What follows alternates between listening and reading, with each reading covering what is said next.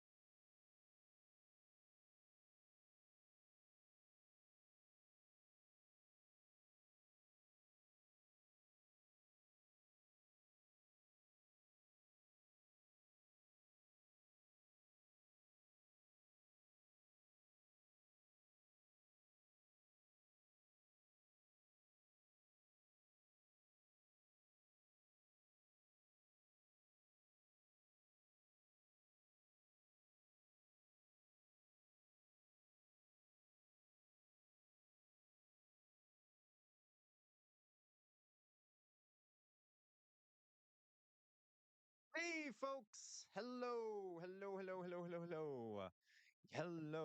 Let me see what we got here today.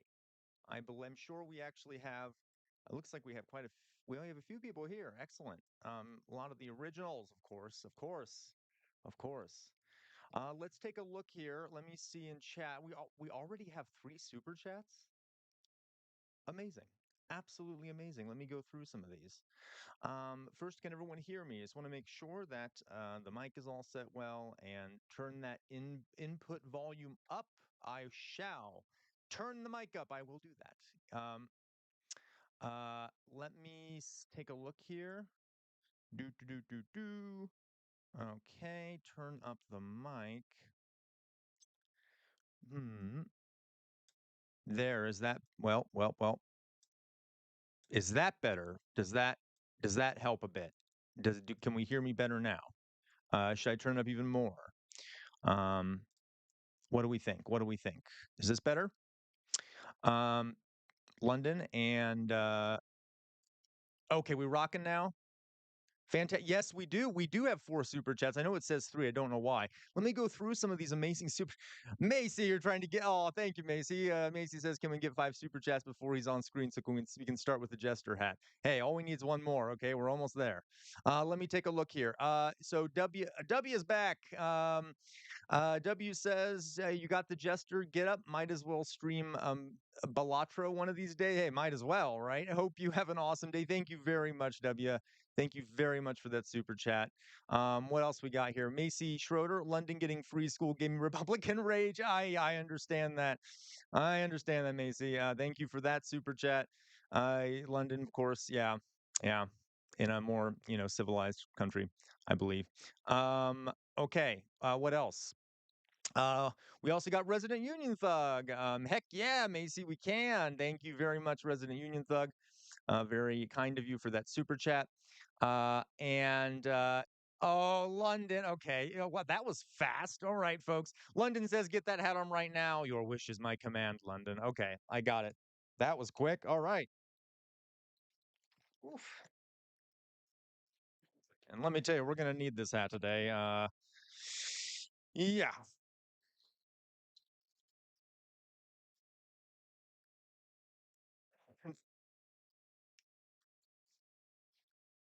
Well, there we go. There we go. Just that quickly. There's the hat. Okay. Thank you, everyone. That's amazing. What I'm going to do, folks, is I'm going to, well, I will, how do I see here? Okay. So I'll start a new goal now. Of course, the Jester collar. Remove that goal here. Da, da, da, da, da. I do have the hat ready. That is accurate. 5 super chats once again. Now we'll do just a caller. And yeah, okay. So some stuff going on, folks. Some stuff going on in the world.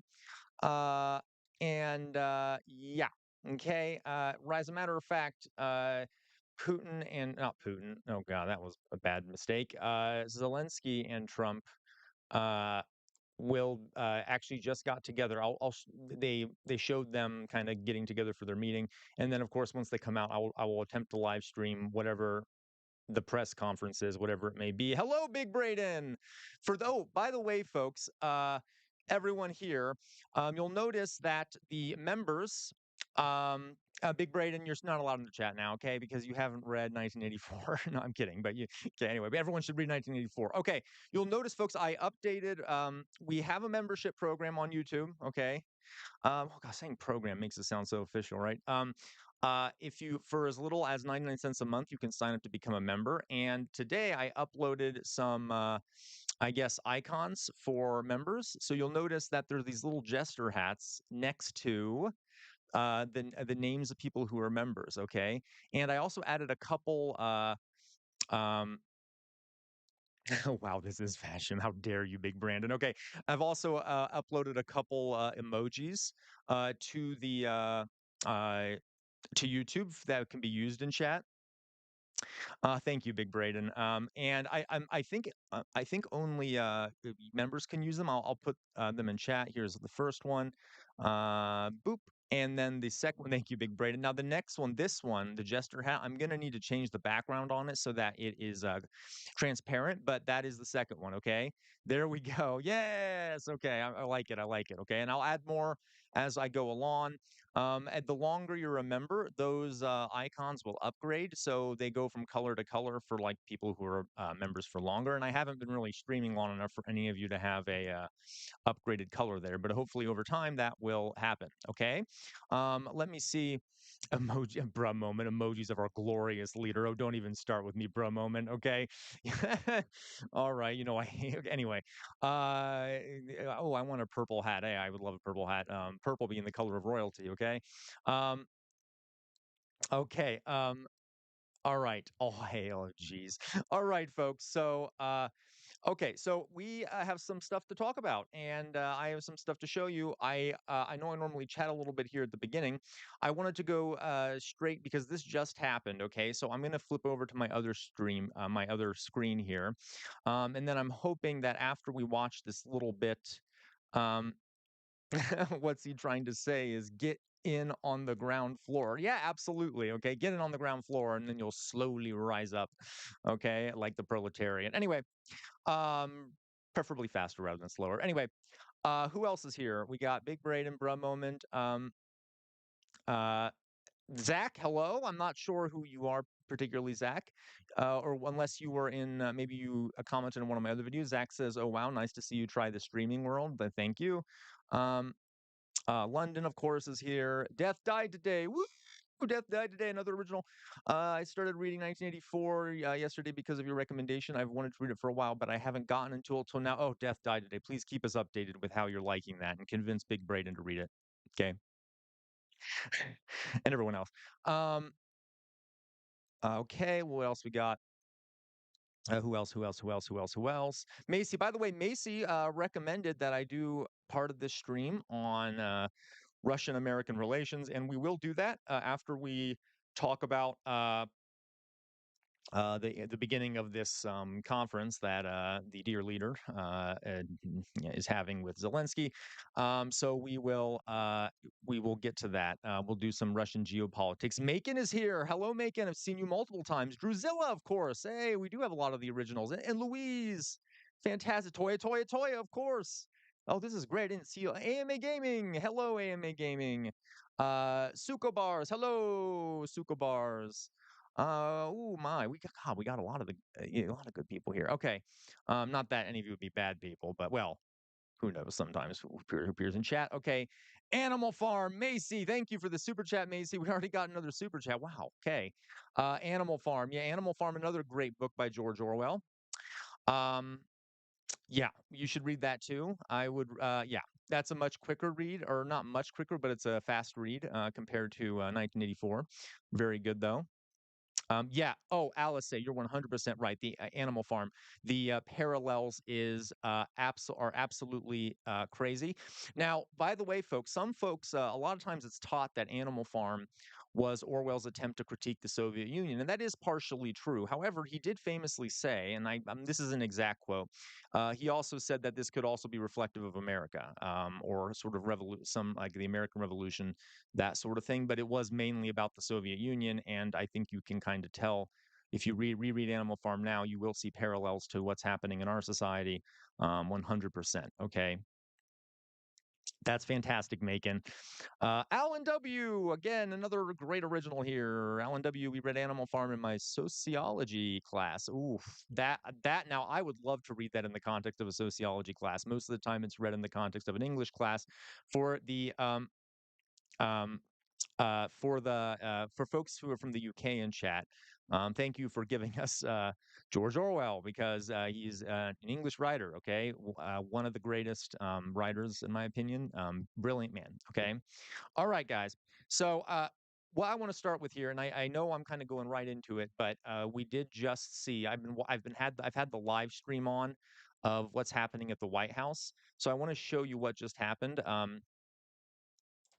Okay, we got it up here.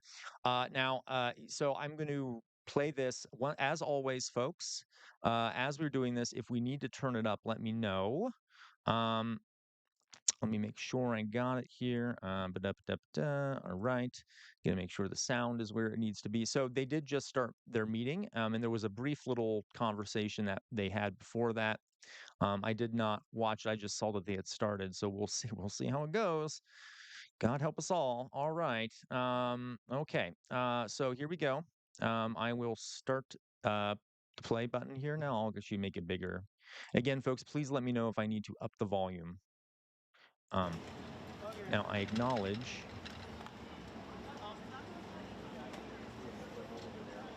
I need to move it forward a little bit. Oh God, don't want to see. Oh, space. Okay, go back a little bit. Okay, so we'll wait here. How does this look? How does this look? How does this sound? I know this is just background right now. Jazznaz Gaming, welcome. Napoleon the Pig, my greatest idol, for a moment. Macy Schroeder, thank you for becoming a resistor. Okay.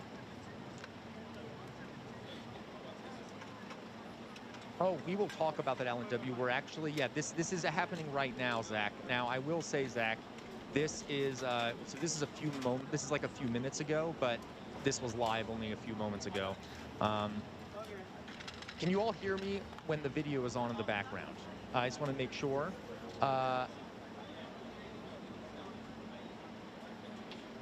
like the little Trotsky pig. Yeah, me too, Big Brain, and that would be Snowball. Yep, absolutely. Now, Alice, do you mean the audio of the video or the audio of my mic? Well, thank you very much. It's an honor. Okay, this is them starting. Okay, excellent. I'll make my mic a little louder. Okay, here, let me fix that. It's my constant struggle here to get the audio correct. Application audio capture. There we go. All right, I turned it up a bunch. Let's see if that helps. And I'll turn up my mic a bit too. And if it's too loud, also let me know that because I know it can occasionally become too loud. Okay, let's try now. Here we go. Oh, Christ. Okay. I'm already annoyed. All right, let's go. The president of Ukraine with us. We've had a lot of good discussions, a lot of good talks, and I think progress is being made, very, very substantial progress in many ways. We had a good meeting, as you know, just a short while ago with the president of Russia, and I think Why does he say it like that? Why does he always go like the president of Russia? Of Russia. there's a possibility that something could come out of it, and today's meeting is very important. We have, I guess, the seven very powerful leaders from Europe, and we're going to be meeting with them. I love Vladimir Zelenskyy. I mean, yeah, folks, you're mentioning in chat here, he looks so annoyed. Yeah, look at his face. Okay, he is unhappy. Also, you got to feel for the guy. He has aged tremendously since he's been in office. I will say he's a very handsome man. Just going to throw that out there. Regardless, is the audio echoing for folks? If it is, let me know. What I can do here is what I have an idea of what I can do. Let me give me a second. Um, uh, ooh, let me see what I can do here. What I can do really fast is I can reduce. Well, okay. Is it echoing for anyone? And is it still echoing? How are we doing here? Okay. Minor echo. You know, it might be my headphones. I can turn them down. Maybe they're echoing into the thing here. All right. Is that better? Is that better? Oh, that's possible. Okay. I just turned down the headphones a little bit. Maybe it's going. Okay, let's continue. Um, it's the video playing. Okay, excellent. All right, so we'll continue. By the way, notice Trump loves doing this. Okay, very, very ambiguous language. Like, what is it? What is he even talking about? Um, he says he's just like, oh, there's a possibility something could come out of it. We possibly we're going to have a good meeting. Like it's complete. It's non-word. It's like it has no content. All right. So let's continue. Right after this meeting, and thank you very much for being here. Thank you so much, Mr. President. If I can, first of all, thank you for invitation and thank you very much for your efforts, personal efforts to stop killings and stop this war. Thank you. And using this opportunity, many thanks to your wife, First Lady of the United States.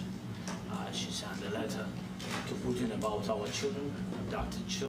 I know he's talking kind of quietly, folks. He's saying that if you don't have heard, Melania actually wrote a letter and gave it to Putin, telling him to stop abducting Ukraine's children.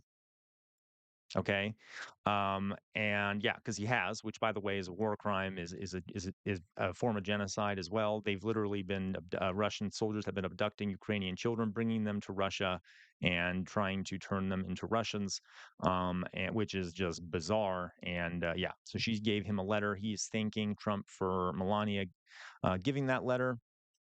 Yeah, I know, Lee Lane.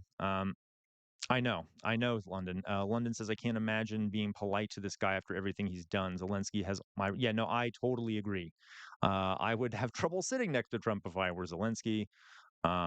I wonder what Melania's fee was for that. That's a fair point, Alice. And by the way, Putin, not a fan of women.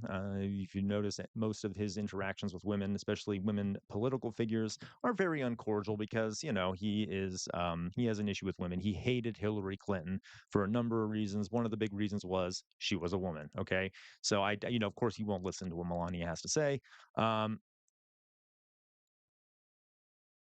Thank you, Gabriel. Gabriel says, "Hello, I'm from the Philippines. Hello from the Philippines. Where in the Philippines are you from? You don't have to be specific. Just kind of give me a general idea. Which of the islands are you on, etc. I don't know what American education it has, but I'm here to learn a perspective from an American teacher. Thank you, Gabriel. Thank you very much. That sounds good, Gabriel. Okay. Um, yeah, I know, right, Big Braden? There are trust me, folks, there are plenty of reasons to not like Hillary Clinton that don't have to do with her being a woman, okay? Obviously. That's the non-reason to hate Hillary Clinton. But Putin in his, hatred.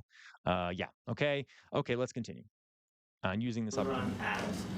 And My wife, she First Lady of Ukraine, she gave the letter. It's not to you, to your wife. I want it. Yeah. So we're saying this. Oh, God, I'm sorry. Did you hear that? So he gave a letter to Trump to give to his wife, and Trump was like, "Oh, it's for me, it's for me." And then Zelensky goes, "It's not for you." And Trump goes, "Oh, I wanted it like a child." Like a child. Okay, I wanted it. It should be for me. Okay, like anyway. There you go. President of the United States, one of the most powerful countries in the world, folks.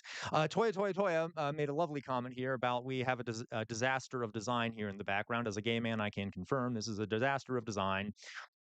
Exactly. Petulant child. Thank you, Zach. If you look here, I mean, look at all that gold plating and shit. Like, remember what I told you about the Palace of Versailles in France right before the French Revolution? I mean, anyway, okay. Oh, Luzon. Okay, yeah, I know Luzon very well. Thank you, Gabriel. Luzon, I just live in the region very nearby the national capital. Very nice. Okay. Yeah, it does look like they're sitting in a room from Resident Evil 4. Okay, we'll continue.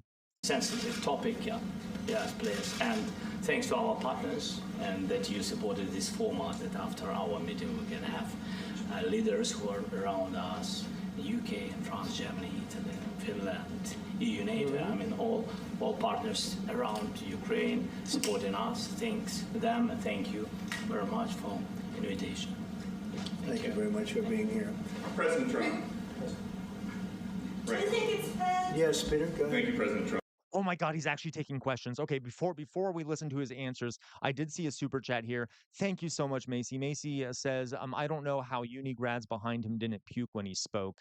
Yep. I don't even know what to add to that, Macy. Brilliant point. Absolutely. I would, be vomiting all over that gold. Well, what else we got here? Did I miss any super chats? I did not. Okay, good. Let me see what else people say. Please take away the gold paint. Yep. They should just kiss. Oh, I totally agree, Zach. Like I said, they should always bring a condom to these meetings. Well, yeah, I guess, no, Trump and Putin should bring, well, never mind. Okay. Yeah. Okay. Hey, if we have to deal with everything else, at least take the gold paint away. I totally agree. Please, it's blinding. Geez, it looks like a royal palace or some nonsense. Okay. Okay. Let's continue. So we'll see what. Okay. Thank God he's answering some questions. We'll see what he says. So, President Zelenskyy, you say in the Post on X today, Russia must end this war, which it itself started. President Trump, you say President Zelenskyy of Ukraine can end the war with Russia almost immediately. By the way, I can tell just by the sound of his voice that that's a Fox News guy. Alice, 100%. Someone asked about the Epstein files.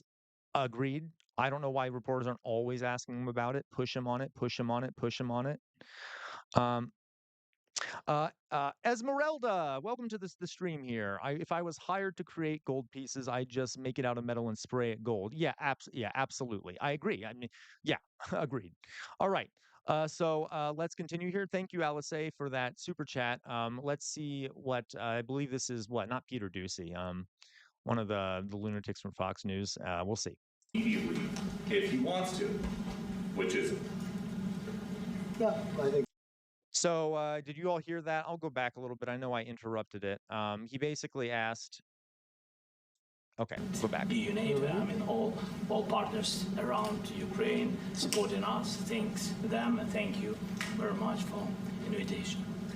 Thank you very much for being here. President Trump.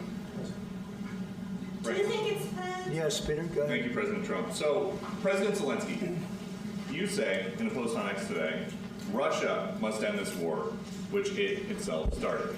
President Trump, you say President Zelenskyy of Ukraine can end the war with Russia almost immediately if he wants to, which is. Yeah, I think that's true. I think we're going to have a meeting. I think if everything works out well today, we'll have a trilat. And I think there will be a reasonable chance of ending the war when we do that.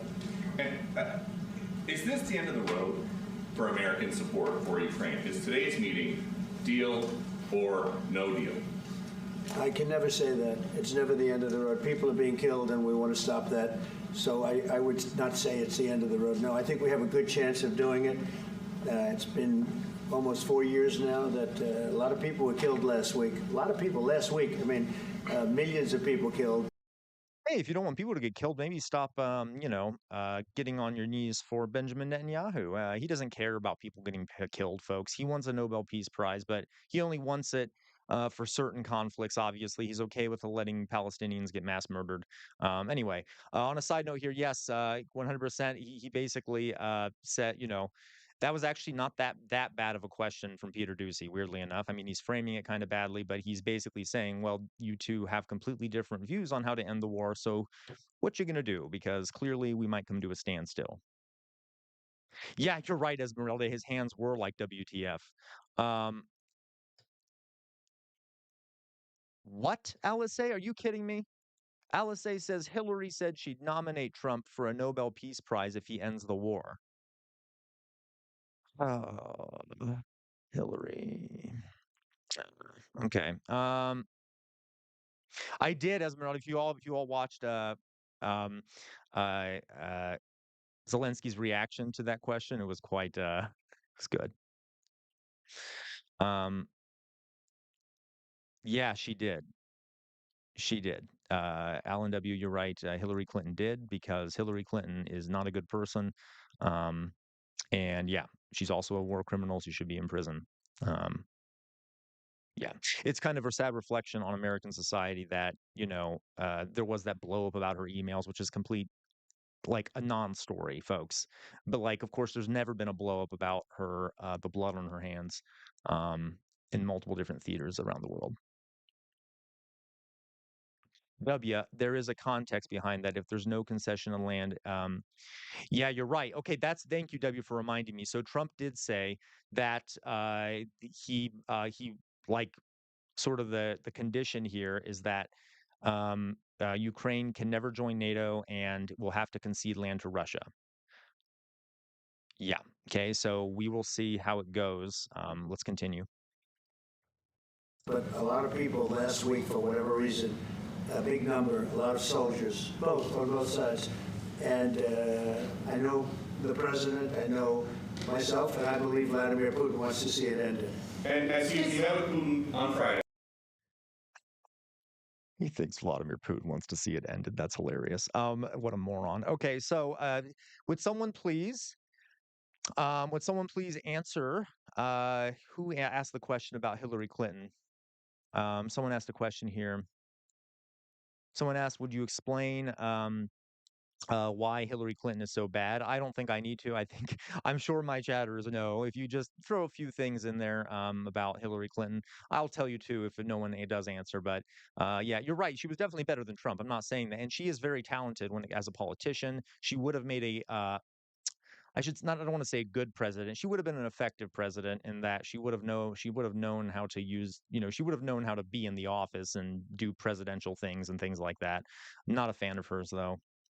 And by the way, and she lost largely because, again, she was not promoting any kind of reform, and so the fascist won. Okay, let's continue. Today you've got President Zelenskyy here.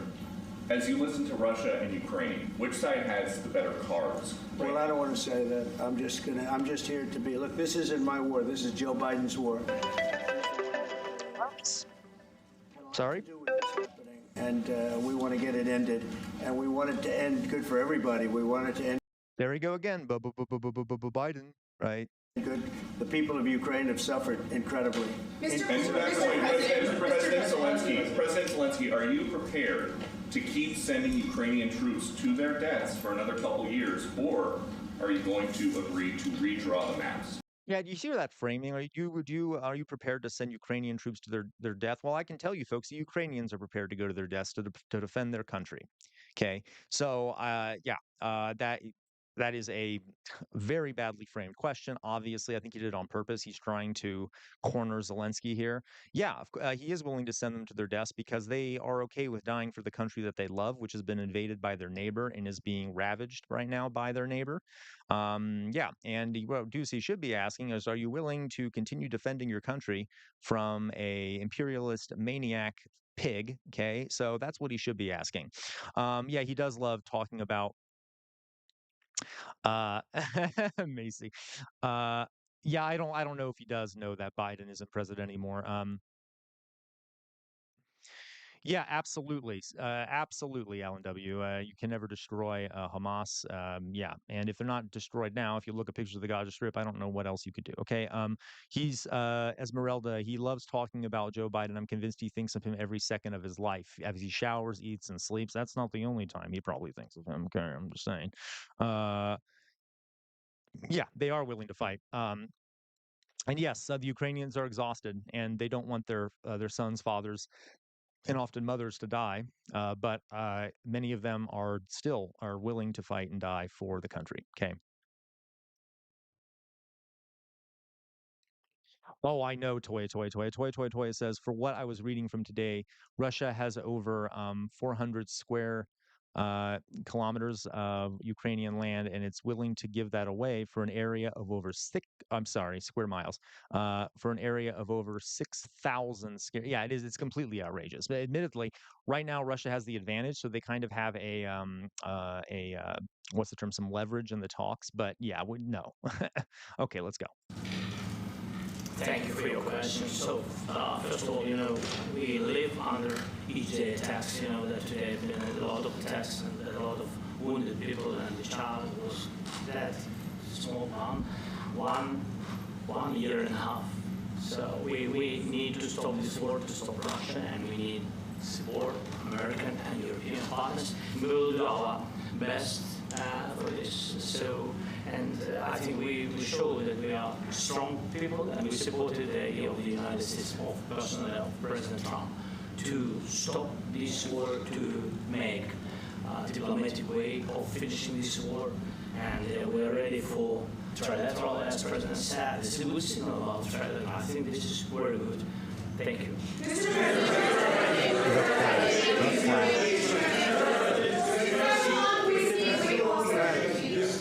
If the peace deal will be achieved, are you going to be willing to send American peacekeepers to Ukraine? Well, we're going to work with Ukraine, we're going to work with everybody, and we're going to make sure that if there's peace, the peace is going to stay long term. This is very long term. We're not talking about a 2-year peace and then we end up in this mess again. We're going to make sure that everything's good. We'll work with Russia, we're going to work with Ukraine, we're going to make sure it works. And I think if we can get to peace, it's going to work. I have no doubt about it. Your team was talking about security guarantees. Could that involve U.S. troops? Would you roll that out in the future? We'll let you know that maybe later today. We're meeting with 7 great leaders of great countries also, and we'll be talking about that. They'll all be involved, but there'll be a lot of help. When it comes to security, there's going to be a lot of help. It's going to be good. They are first line of defense because they're there. They're Europe. But I will say, I don't really see the point in having peacekeepers American troops on the ground there. I mean, if you need those folks there to stop the war, what is it just going to be a permanent? Is it just going to be there permanently? Because I don't know. On top of that, that raises a lot of dangers. Okay, if those are 2 nuclear powers, what if something could happen? I don't know if I like that idea. I am open to it, but that might not be the best approach. We will see. Okay, continuing. we're going to help them out also. We'll be involved. Yeah. Mr. President, Vladimir Putin mentioned that the war will not end without addressing the root causes of this war. Have you had an understanding what are the root causes of this war? Well, look, the war is going to end. When it ends, I can't tell you, but the war is going to end, and this gentleman wants it to end, and Vladimir Putin wants it to end. I think the whole world is tired of it, and we're going to get it ended. It was, I've done 6. Imagine being able to build anything just by thinking about it. Meet Base 44. The easiest one. It's a tough one. A lot of reasons for it, and they'll be talking about it for a long time. But they'll be talking about the others. Look, India, Pakistan. We're talking about the big places. When you look at places. By the way, the only reason he's mentioning India and Pakistan, that's another thing where he claimed to have been the one who stopped that conflict that broke out a few months or so ago.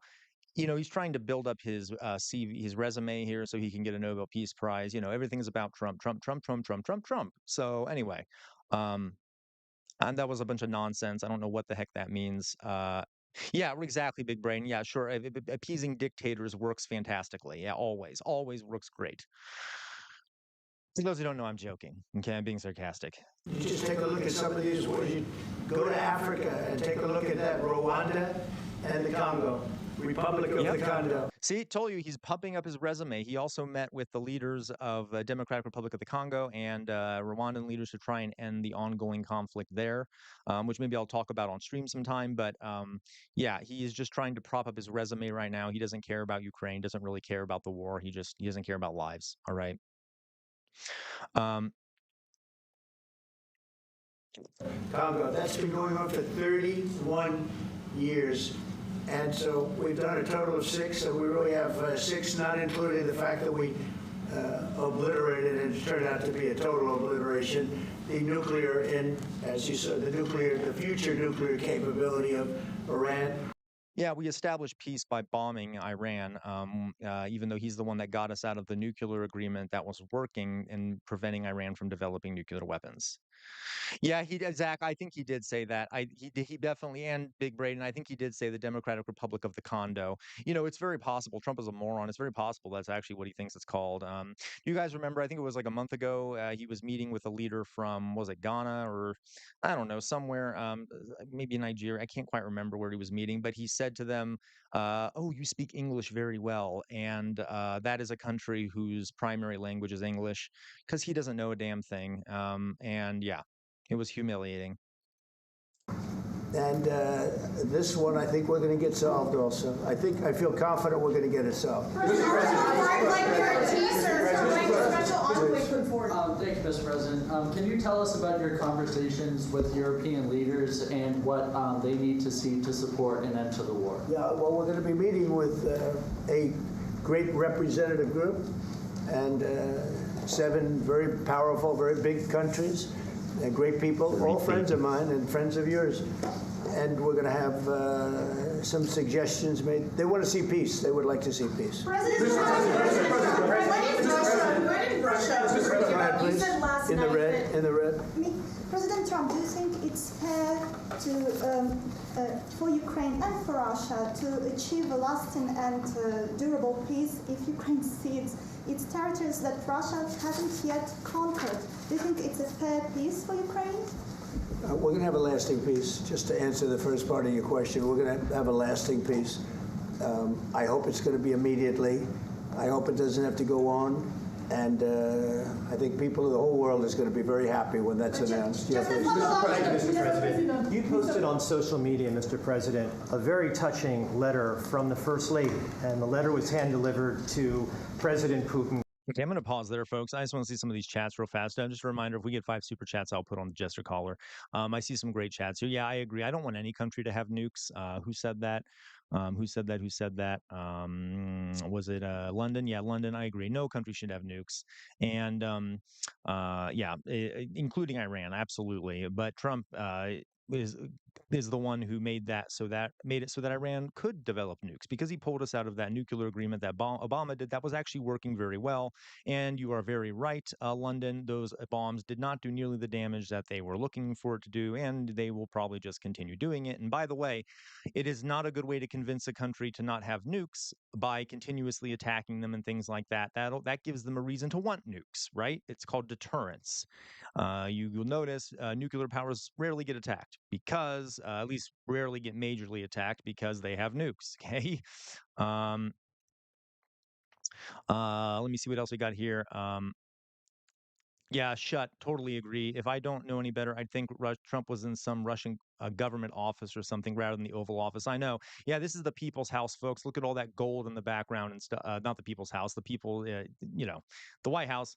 All that gold plating and stuff. Yeah, with King Louis, right? Like very Versailles-esque. Okay. Yeah, we've all had that. Yeah, please, Esmeralda. Yes. Release the damn Epstein files. I want someone to ask him that. People should not stop asking him that. Plant Sunrise, Sunshine, welcome to the chat. Yeah, okay, let's continue here. The world is going to be very happy. We may not have peace, but they'll be very happy. Okay, oh God, all right. All right. Yeah, absolutely big brain and real Nicholas II vibes with that amount of gold. Can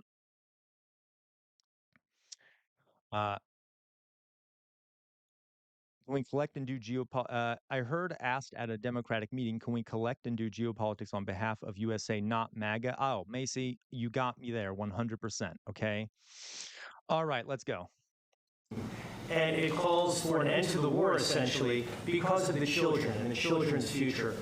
Why did the First Lady feel that letter was necessary? Was it because she believed that Mr. Putin is the aggressor in the war? Is a similar letter being hand-delivered to President Zelenskyy? So the First Lady felt very strongly. She's watched the same thing that you watch and that I watch. I see things that you don't get to see, and it's horrible. But when she's got a great love of children, she has a wonderful son that she loves, probably more than anybody, including me. I hate to say it, but she loves her son. She loves children, and she hates to see something like this happening. And that goes for other wars too. I mean, she sees the heartbreak, the parents, the funerals that you see on television. Always funerals. We want to see something other than funerals. No, she felt. It was a beautiful letter. It was very well received by him.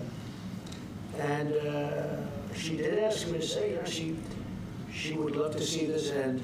She would love to see it end. And she says it very openly, very proudly, and with great sorrow because so many people have been killed. Last week, Ryan, go ahead, Ryan. Yes, sir. I got a question for each of you. First of all, President Zelenskyy, you look fabulous in that suit. I said the same thing. You look good. I said the same thing. Yeah. Remember I said to the one that attacked you last time. I remember that. Yeah, I apologize to you. Look. Oh my God. Yeah, you know who attacked him last time? That would be J.D. Vance and Donald Trump. Hilarious. Esmeralda says, yeah, you're LNW, 100%. Israel is the only country in the region with nuclear weapons, by the way, and they keep attacking Iran. So what do you think why do you think Iran wants nukes, right? So, I mean, that puts pressure on them and makes them want to have nukes so that this other nuclear power stops attacking them. Okay. Let's see here. I love this, Esmeralda. If I was single, I would try to work my way up to being very close to Trump and do this country a huge favor. And for legal reasons, by that, I mean I would repaint the gold to millennial gray. Oh, I love that, Esmeralda. Great job there. Okay. By the way, I love the comment Trump made about Melania not loving him as much as the son. I mean, who could love him? So, yeah, okay. Cringe. Yes, Volatile. Cringe. Yeah, they must have Big Braid, and they must have told J.D. Vance to go play with his toys in his room. You know, yeah, because he can't handle himself. And as a fellow Ohioan, as J.D. Vance, I would like to apologize to the world on behalf of all Ohioans and all couches. I'd like to apologize to them too for J.D. Vance. Okay, let's go. You look wonderful. No, my first question for you, President Zelenskyy. In the same suit. I changed you. Maybe yours is much better. Real quickly, upon peace, God willing we get peace, are you open to holding an election in your country? Yes, of course. We are open for election, yes. We have to do safety circumstances, and a little bit we need to work in the parliament, because during the war you can't have elections, but we can do security. We need, maybe, how to say, we need a truth, yes. Everywhere, the battlefield, in the sky, and the sea, yeah, to make possible for people to do democratic, open, legal elections. So you say during the war you can't have elections. So let me just say 3.5 years from now. So you mean if we happen to be in a war with somebody, no more elections? Oh, funny fact here, folks. Yeah, so Zelenskyy is holding off on elections. I don't blame him for this. As you all know, I am not an authoritarian, but when your country is in the amount of chaos as his is, having elections, especially when Russian there might be tons of Russian influence and stuff. Could be absolutely disastrous. And on top of that, I like to point out that during World War II, FDR was elected 3 times. And he was president for what, like 12 years?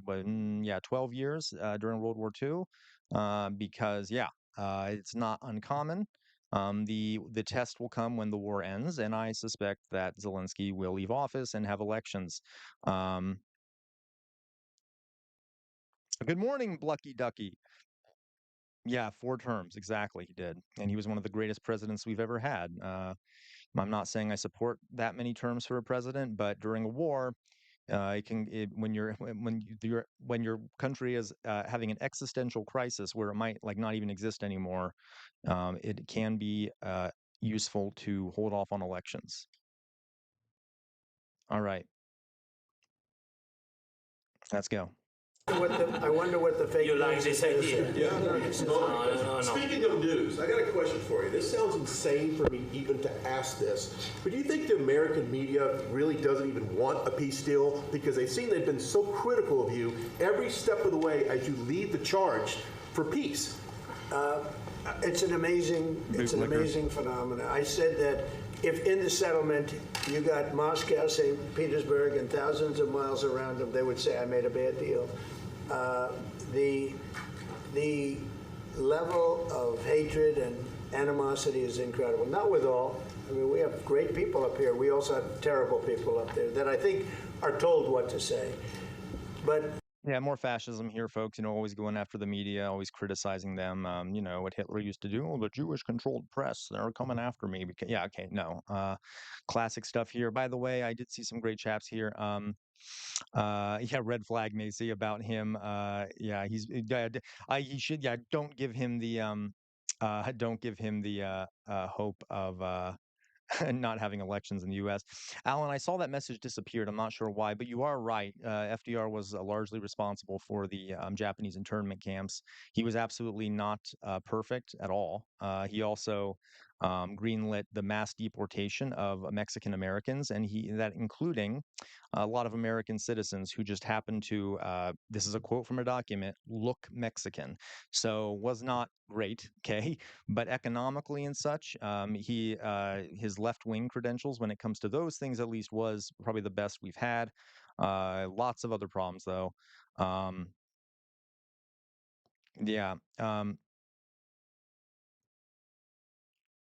Okay, let's go. In solving all of these wars, they don't even write about it. I saw major wars. I saw wars that have been going on for 31, 35, and 37, and a couple of quicker ones. One that was going to go into a full-blown deal very quickly. The one I'm talking about was a big one. But they don't even write about that.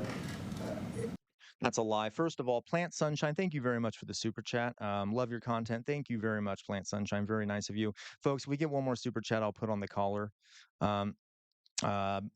Okay.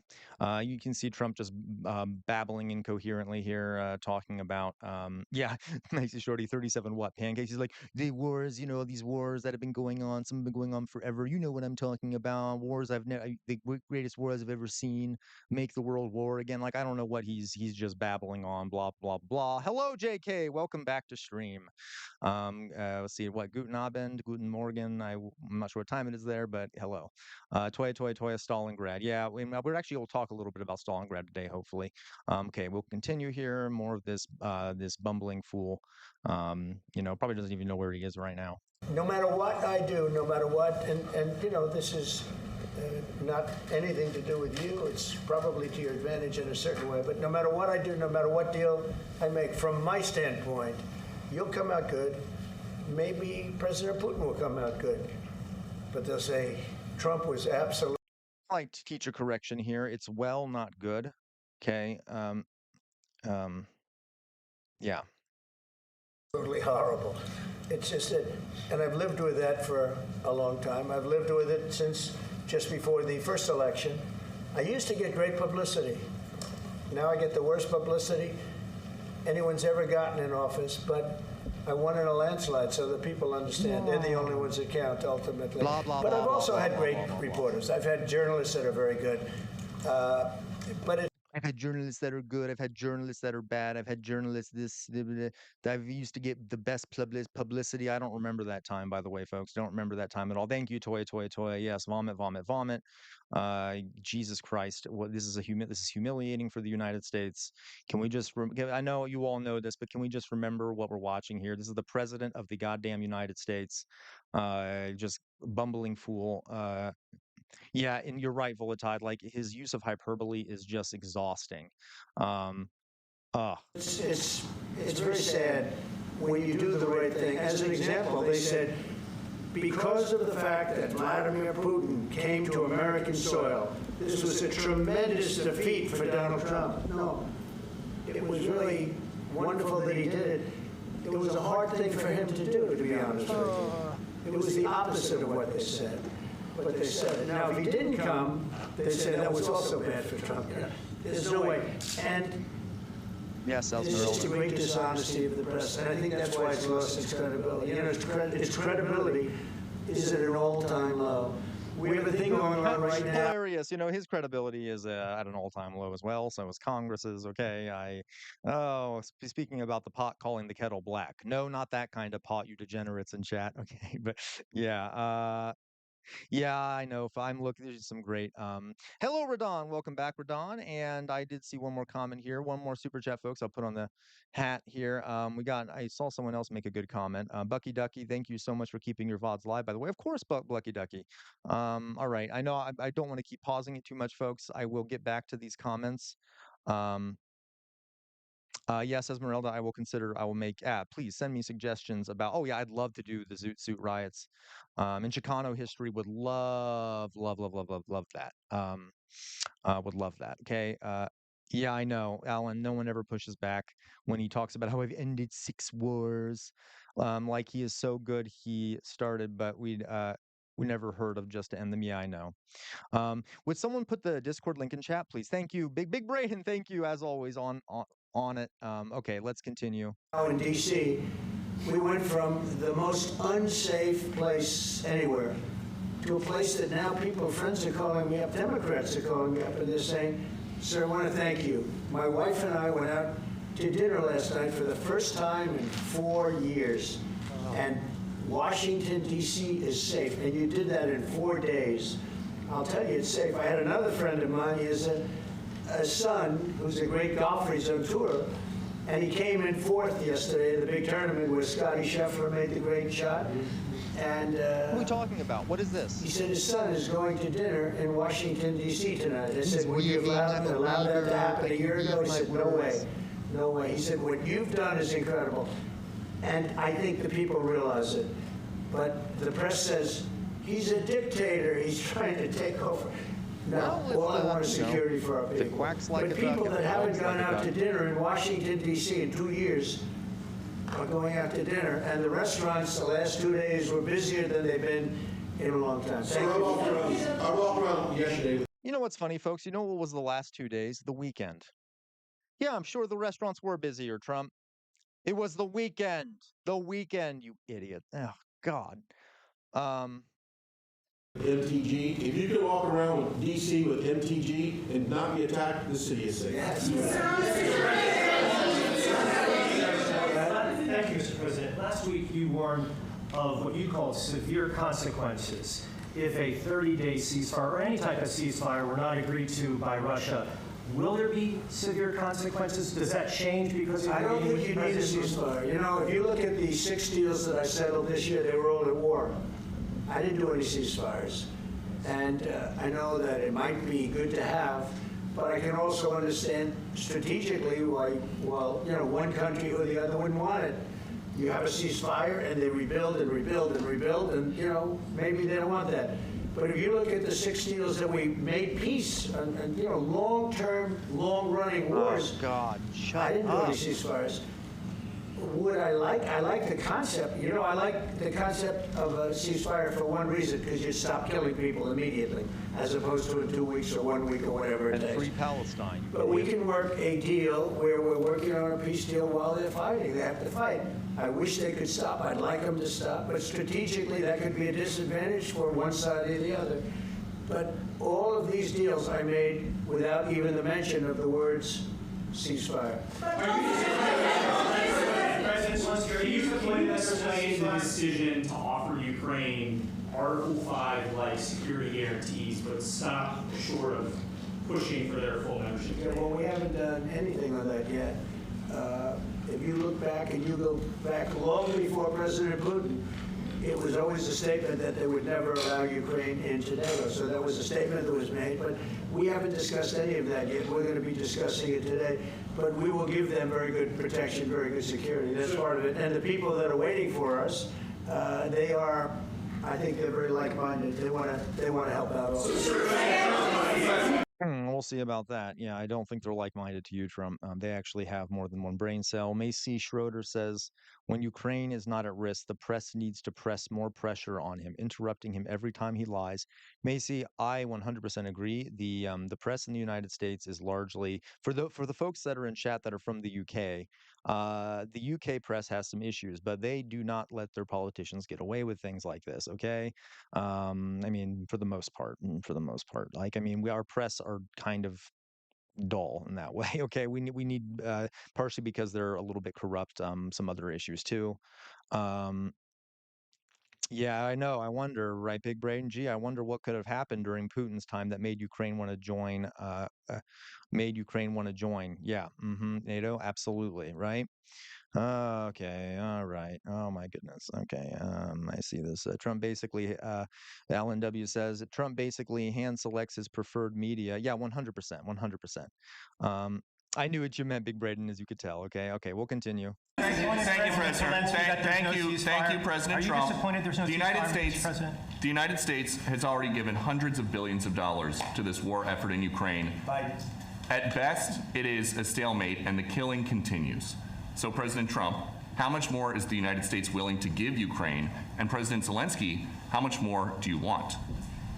Well, I'll start off just by saying we're not giving anything now. We're selling weapons. This is something before, I guess the number is well over $300 billion. That was under Joe Biden, a corrupt politician, not a smart man. Never was. By the way, go back 40. Oh, that is ripe, folks, to accuse Joe Biden of being corrupt. Yeah, of course he was corrupt, but if you want to talk about corruption, folks, oh my goodness. Yeah, hilarious. I don't even. You're right, Big Brain. A lot of the stuff that is being sent over there is old equipment from our stockpiles. But of course, the military-industrial complex wants to make a profit on it, and they were major donors to the Trump campaign, so he's trying to turn it into a big profit type thing. I mean, there's other issues here too. Oof. All right. Okay. All right. I need to. Okay, we'll keep going. He was not a smart man 40 years ago either, but now he's in particular bad. This was done by a corrupt administration that shouldn't have been in, and frankly, if the right results of the election were given, if I were president, this war would have never taken place, and he would have been very happy because he would have liked to have seen. I mean, they went through hell. He went through hell. This war would have never happened, and the people that were killed, a couple of million people, a lot of people with soldiers and everything else, and the people that have been displaced and forced into other areas and other countries because of what's happened. Folks, once again, he's complaining about people being forcibly displaced and killed in mass. What does that sound like to everyone? I feel like there's something else going on that he isn't doing anything about. Interesting. It's almost like maybe he doesn't actually care about that. Yeah. That would happen. And I'm just saying that he was a horrible president, whether it was the borders or this. He was just a horrible, corrupt president. I can. Thanks so much. So first of all, we have possibility now to buy weapons from the United States. So I'm thankful for this program and this opportunity. We're thankful for they pay for this. And through NATO program, for example, Pearl and etc., we have some programs where we can have some money to finance this. And this is a part, I think, it's not a part for the war and to defend us. It also will be a part for security guarantees, to strengthen our army, to rearm Ukrainian army. This is very, very important. And it depends how much money we need to rearm. For example, the question of air defense, we spoke about it with President Trump, and I'm happy that we have now bilateral decisions and we work on it with production, American production. Nobody in Europe has so many air defense like Patriots, for example. We need it very much, and this is also about defending. So if I just there were some great comments here. Toya says his tactics are something else. Lie, deny, pretend to win. Yeah, Toya, 100%. I think it was Goebbels, the Nazi propaganda minister, who said, make a lie, make it big, repeat it often, and the people will believe you. That is exactly what Trump does. I'm sorry, I'm skipping some people's chats here just so we can keep watching. Alisay says, my Biden count is up to 4. Yeah, you know, if we turn this into a drinking game, we'd all be wasted by now. Every time you hear the word Biden, you know, if we were taking drinks, we would all just be, you know, yeah, we'd be blackout drunk right now. Okay, sorry. Yeah, you're right, bro. Moment. Bro sneaks in Biden disses. Yeah, I know. Alisay, you're right. You can tell Trump don't know what the hell Zelenskyy is saying. Yeah, you're right. Yeah. The Matt Sai guy, is this one live? So this is from a few minutes ago. It was live about, I think, just a few minutes ago. It was live. So we're a little bit behind, but yeah, this just happened. Okay, let's continue, folks. Oh my God. Geez. All right. Yeah, let's go. I think the good news, we make the best military equipment in the world by far. You mentioned the Patriots. How good are they? Yeah, systems. We have systems, they're literally 100% foolproof. And it's really like shooting 2 bullets, you know, 2 bullets hitting each other in the air in a space like this. The chances, 100%. It's 99 to 100%. So we sell the equipment to NATO. And NATO does what, I don't know what the arrangement is that you have with. The official meeting is happening now. This was right before the meeting started. They're probably meeting as we speak. But I know that they want you to have the equipment. And we're getting the best equipment in the world, but they pay us for the equipment. Under Biden, it was just crazy what was going on. I believe the number is over 300. I think it could be $350 billion worth of equipment and money and everything else. And we've made more progress in settling this war in the last 2 months than they made in 4 years. This should have been settled a long time ago, but it should have never happened. Yeah, please. You pushed out on social media. Brian, go first. You pushed out on social media about doing away with mail-in ballots and potentially electronic voting machines. Can you expand on that and how important Well, that's a very off-topic, just really quickly. Mail-in ballots are corrupt. Mail-in ballots, you can never have fascism, a real democracy with mail-in ballots. And we, as a Republican Party, are going to do everything possible that we get rid of mail-in ballots. We're going to start with an executive order that's being written right now by the best lawyers in the country to end mail-in ballots because they're corrupt. And you know that we're the only country in the world, I believe, I may be wrong, but just about the only country in the world that uses them because of what's happened. Massive fraud all over the place. The other thing we want change in the machine. Do I have to say it, folks? Zero evidence of that. Mail-in ballots are very I mean, they work really well. There's zero evidence of fraud. The amount of fraud that happens is so small, it's statistically insignificant. It doesn't affect anything. I don't even know if I need to go over this. I'm sure you all know this. He's just trying to reduce democracy. That's what he's trying to do. Yeah. Tiago, we do need a big hug because of Trump. Absolutely. Machines, for all of the money they spend, it's approximately 10 times more expensive than paper ballots. And paper ballots are very sophisticated with the watermark paper and everything else. We would get secure elections. We get much faster results. The machines, I mean, they say we're going to have the results in 2 weeks. With paper ballots, you have the results that night. Most people, many countries use paper ballots. It's the most secure form. So between paper ballots, very, very important, paper ballots, and I think maybe even more important, the mail-in voting. We're going to end mail-in voting. It's a fraud. If you have mail-in voting, even Jimmy Carter with his commission, they set it up. He said the one thing about mail-in voting, you will never have an honest election if you have mail-in. And it's time that the Republicans get tough and stop it. because the Democrats want it. It's the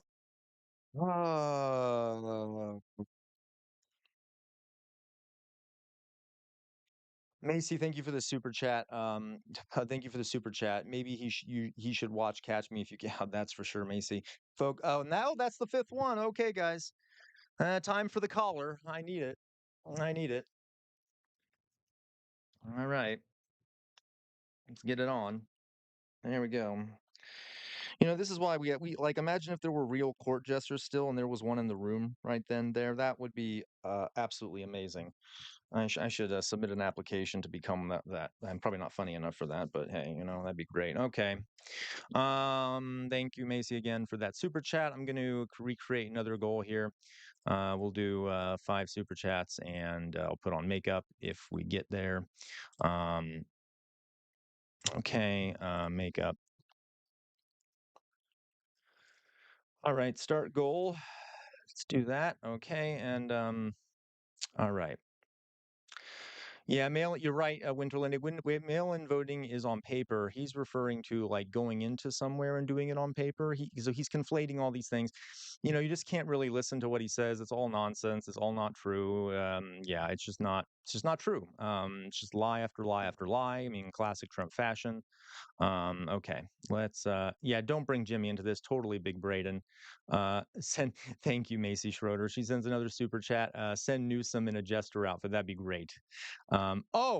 Big Braden, I would be totally into that. Folks, I will put on orange makeup to try and mimic Donald Trump here. If I do get to those, if I get 4 more super chats, okay? Let's go. only way they can get elected. Because with men and women's sports and with transgender for everybody and open borders and all of the horrible things, and now the new thing is they love crime. Scapegoating. Let's talk about trans people for no reason at all. Remember what we talked about fascism. When they demonize a group, that group is both too strong and too weak at the same time. So apparently trans people are the biggest threat. They're the worst thing ever. And they're also weak, etc. So like he's just doing the classic fascist playbook here. Scapegoating. I can't anyway.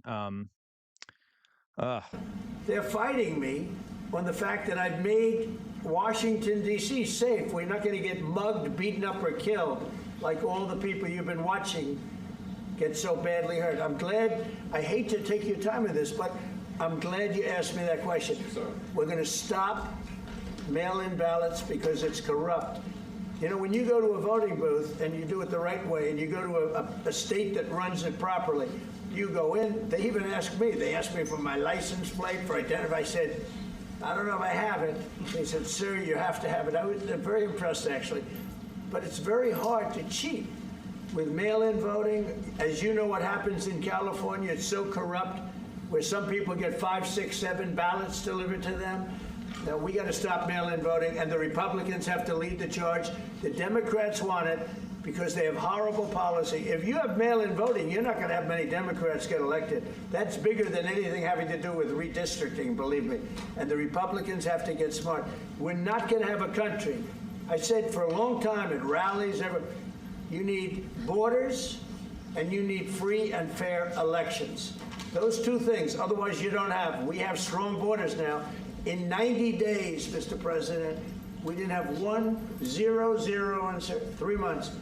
Not one person came in illegally into our country. In fact, even I find that hard to believe, but it's run by a little bit of a liberal group that put out the numbers, so I guess it's, but 0, 0, and 0. You go back a year ago, 2 years ago, 3 millions of people poured into our country. It was terrible. Thank you very much. Okay, guys, let me see we got some good chats here. I'm just going to pause this. I can only take so much at a time. If we can get you okay. Winterlinda, you say, nope, that's not it. Would you tell me what you're referring to? Fox Emblem 1, reasons I don't like FDR. Saved liberalism and built concentration camps. Japanese internment camps were horrific. I completely agree with you, Fox Emblem. The reason I liked FDR, I only liked him from his political tactics in regards to the economy. And you're right. The reason he saved the economy was because he wanted to save capitalism and liberalism 100%. But compared to a lot of presidents, you know, I feel like we need to use similar tactics next to him. Of course, you are right. He did build concentration camps and also deported millions of people, including American citizens. He was not not what the president I would want, but some of his tactics economically were able to. He fought. Let's put it that way. He fought for economic improvements. Though admittedly, those economic improvements didn't. They did benefit African Americans, but not as much as white Americans. There's a lot to this, folks. Maybe I'll do a stream on it sometime. I'm not a fan of really turning any American president into like a hero, but definitely parts of them can be emulated. The parts that are moral and good. Alan, Macy Short, thank you again for the super chat. Now you won't get hurt in DC unless you're not white. Yep, 100%, Macy. Alan W, big balls, a very good man, a great man. Got beat up by two 15-year-olds. It was very disturbing, so disturbing. Yeah, I'm waiting for that, Alan W. I'm waiting for it. Radon says, what have trans people done to the Orange Man for him? Yeah, did he fall for one only to find the I don't know. I have found that there are a lot of folks who are anti-trans. There is evidence of this online. If you look at some of the far-right contributors who, let's say this, they are attracted to trans people, and for some reason that makes them hate them. I'm not sure. Okay, yeah, he does make up whatever he wants. La cucaracha. Okay. I'm glad to hear that, Lee Lane, that you haven't been asked for your ID at the polls. They do make their own rules. Yeah, very true, Winterlinde. Yeah, I see what you're saying now. Okay. Yeah, I agree with. Yeah, right. This guy, Trump needs to go to Peru and do ayahuasca.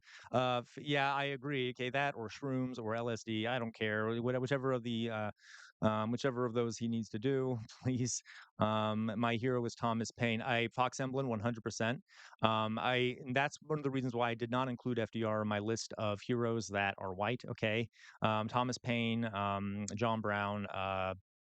What was his name? The other guy. I'm sorry, but yeah, you're right. Okay. Okay. Oh my goodness, you see that? Did you see Big Braden? Did you see that Grindr said if they repeal gay marriage, they're gonna out every Republican on the app? Love it. Love it. Maybe I'll tell you some Grindr stories sometimes, folks. Okay. Anyway, Grace Abrams, I am late. Wait, welcome, Grace. Yeah, you're fine, Grace. Welcome back into the chat. We're watching Putin and Zelenskyy meet. Not Putin. Oh my God. See again. Maybe that was a Freudian slip there. Okay. Sammy Lammy, you finally were able to make it. Hello. I feel bad because I know that we're on different time schedules here. Hello, folks. All right, let's continue. Okay, everyone, prepare. What guarantees do you need from President Trump to be able to make a deal? Is it American troops, intelligence, equipment? What is it? Everything. Really, it includes two parts. First, strong Ukrainian army that I'll be able to discuss with your. Training is strategic, and it impacts your bottom line.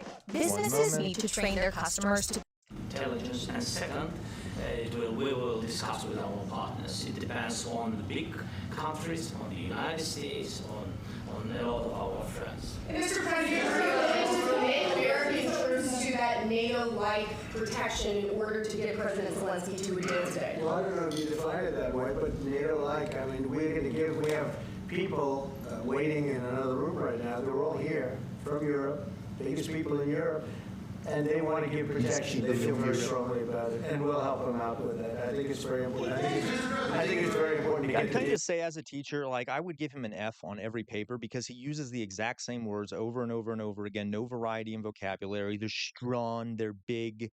It's like, geez, get out of the thesaurus. At least exchange some of your words with something. Okay. You've been involved with the peacekeeping in Ukraine since your first day in the administration. What would you say to the Ukrainian people right now who are suffering under the Russian attacks and hoping that the American people will stand with them? Well, I know Ukrainian people. I've known many over the years. They're great people. They're smart. They're energetic. They love their country. I mean, they love their country, and we want to get this war ended. That's all I can do. I love the Ukrainian people, but I love all people. I love the Russian people. I love them all. I want to get the war stopped. Very important. Mr. President, was there any aspect of your discussion with Vladimir Putin that left you disappointed? Look, we just spoke to, I was just telling the president, I just spoke to President Putin indirectly, and we're going to have a phone call right after these meetings today. And we may or may not have a trilat. If we don't have a trilat, then the fighting continues. And if we do, we have a good chance. I think if we have a trilat, there's a good chance of maybe ending it. But he's expecting my call when we're finished with this meeting. Thank you very much.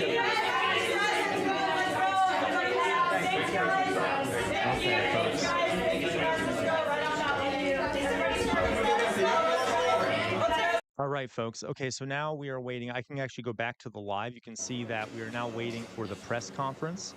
I will keep this on in the background so that I will be able to hear when they do go live for the press conference after their meeting. Let's go back to let me just go back to my face real fast.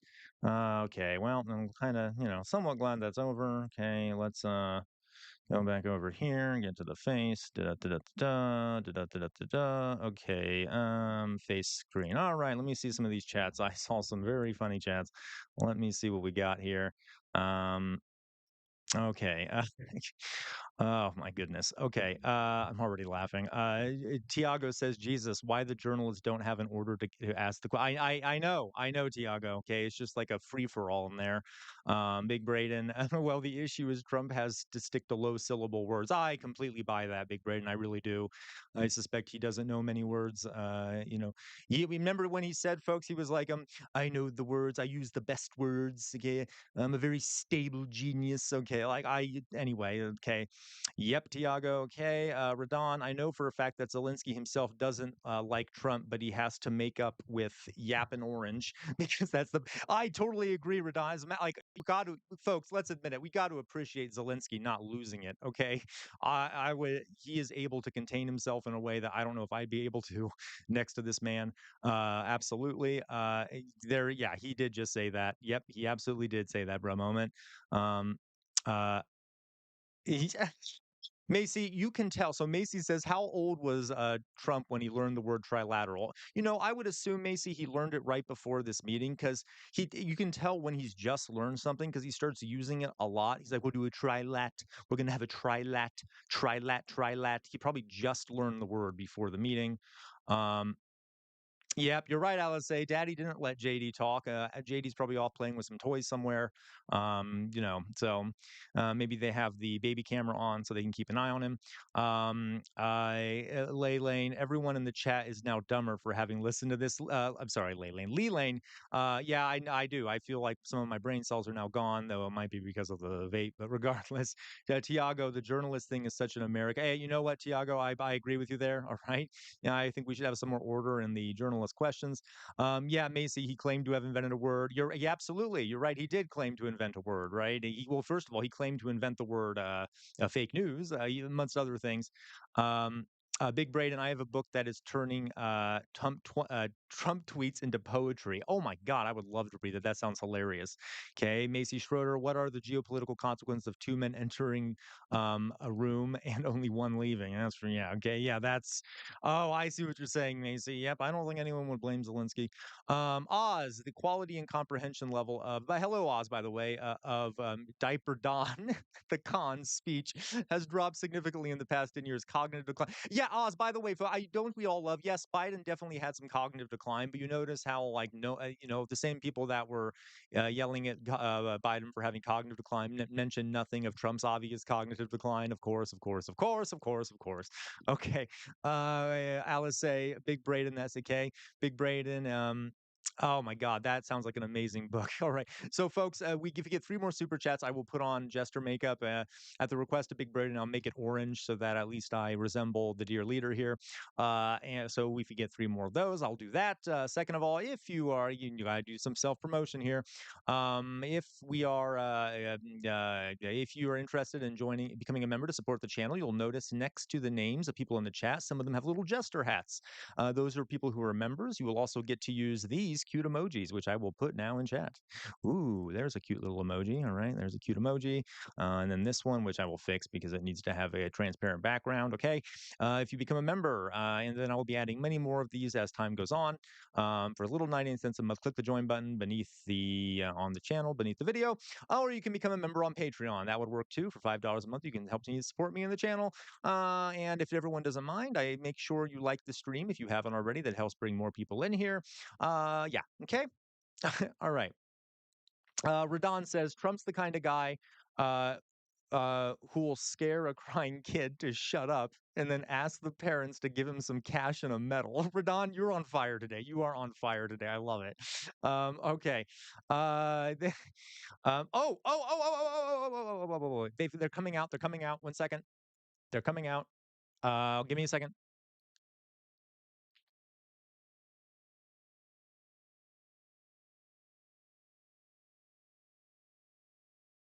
Or wait. They might just be going back and not coming out. Let me see.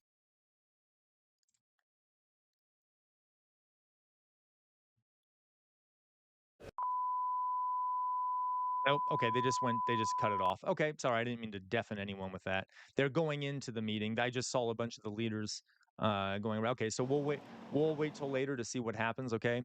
Okay, so they are going into the meeting, him and the European leaders. I'll go back to my face stream here. Okay, I got a bit too excited about that. Okay, anyway, let's take a look here. Thank you, LSA, for the super chat. Excuse me. Thank you very much, LSA. Yep, you can take a look at some of those cute little emojis there. All right, so Tiago, that's okay. You don't have to. It's you still watch the stream. I'll still respond to your comments and such. Tiago, you are the dear leader. No, folks. Think for yourselves. I'm not your leader, okay? We are a collective. We're like the Borg from Star Trek. We think together, okay? Got another one. Wow. Oh, no, I'm going to have to put on the makeup here soon. Big Braden, thank you for the super chat. Big Braden, of course, one of the greats here. I put a picture of the book and one of the poems on Discord. Yeah, folks, if you want to, if you want to join our Discord, you can find the link probably in the chat if you go back up a bit. And Braden put that book of Trump poetry on there, which is hilarious. Okay. Thank you very much, Big Braden. All right, folks. So again, if we get one more super chat, I will put on some face makeup. Okay, I will orange it up for everyone so I can be better. I can look more like the dear leader. I'm getting it out because I suspect that'll happen soon. And yeah, okay. Now, what I do want to do, okay, I do have some things. Macy wanted me to speak about some of Russian geopolitics or Russian American geopolitics, and I can do that. I'm just going to get it ready. And there we go. For the first time, folks, I am going to be putting on makeup on stream. So we will hold off on the Russian geopolitics because I'm going to take a little bit of time here just to put on some makeup. All right. We can just do this together, okay, if you guys don't mind. All right, here we go. Matt Saigai, thank you very much for the super chat. Bears beats Battlestar Galactica. Battlestar Galactica being a great show, by the way. All right, let's see what we got here. I'm going to take off the hat so I can do this. I'm going to take off my glasses just so we can I can do this better. Okay. All right. So, and then I'm actually probably have to put the glasses back on so I can see what I'm doing. So let's chat a bit. Let's chat, folks, while I am doing the hard work here of putting makeup on my face. I'll put these glasses on for now. All right. Let's see what we can do. I can put on some. You know what? Here, let me move this over so I can see better. All right. Don't you dare blend. I am not great at putting on makeup, folks. I would like to be better at it. Is this good? It's kind of orangey, right? I'll probably not put it on my whole face because it'll end up looking terrible, but I will put it on definitely a large majority of my face. All right. Okay. Let's do this then. Yeah, there we go. All right, a little bit here, a little bit there. Gosh, I should start doing makeup tutorials, right? Some face painting tutorials. I probably don't have the skills for that, but I could definitely try. And I know my hat will probably cover part of this. Oops, wrong way here. Oh, nope, I need to go this way. There we go. Boop. Get a little bit more here. There we go. A little bit of Trump makeup. All right. I know it's a little red. Alas, I will try to blend. I will not blend here. Give me a second. Do. And if anyone comes into a stream right now, they'll probably be very confused about what the heck is happening. And I appreciate that. I deeply appreciate that if that happens, okay? Oh, do I look like the orange Mussolini now? A little bit like orange Mussolini. Okay, we're getting there. We're getting there. The glasses back on now that so I can see here. There we go. All right, now we're almost there. Almost there. Okay. Oh gosh, you guys, this is the first time I've had to do this on stream. This is great. Finally. All right. Okay. All right. Oh, don't anyone be telling me I missed a spot. Okay. Because I know I did. I'm sure I did. All right. A little bit more here. All right. A little more on this side. Oh, we'll go like this. Oh, nope. This way. Here we go. I'm kind of doing this off my camera, so you got to excuse me for being a bit unskilled at managing this. There we go. I should get a mirror down here. That would make this much easier. There we go. There we go. Okay, almost done. Almost done. Need a little bit more on this side. I definitely do need a little more on that side. We'll go this way so I can see that side a bit better. All right, a little bit more on this side here. Get it down there. All right. Well, I missed a spot. There we go. Okay. A little bit there. I feel like my brain cells are leaving as I slowly transform into the monster in office. It is very interesting how that's happening. Okay, and that kind of explains. Let me see here. How does it look? We're almost there. I think that's pretty good. Okay, I'll do a little more here. Let me put on the hat. Oh, a little bit of a bunch there, and then that should do a little something at least. And I'll add a little more, folks. Let me see the chat. Oh my God, I do look orange. Is this what Donald Trump sees every day? This is horrifying. Okay. I know that's not the best paint job, folks. You give me some enough there. Okay. Jeez. All right. Yeah. All right. Moving the goalpost. How did I move the goalpost? Oh, you want me to do the whole face? I mean, I'll do more of the face. I will say it doesn't look like all of it is actually there. Do I even have a big? I can do this one. Okay. I'll flip the hair. Oh, you're right. Alice, say you're right. Okay. You know what? I won't move the goalpost. You're right. That's rude of me. Shouldn't move the goalpost. Make sure to get some on here. There we go. A little more there. A little over here. Got to get all the way around. Oh, this is a lovely day, folks. Great day. We can get some more on here. All right. Okay. Let's get a little more, maybe a little bit on the nose here, and a little more design there later. Okay, a little bit of gestery stuff. Okay. Okay, a little there, down here, a little on the tip of the nose, and there we go. All right. Feel like we're close. Let me see. There, I feel okay. I feel like that's pretty good, right? Don't you all? Because I have to put my glasses on, or my glasses have to kind of be there. We go. I feel like that's pretty good.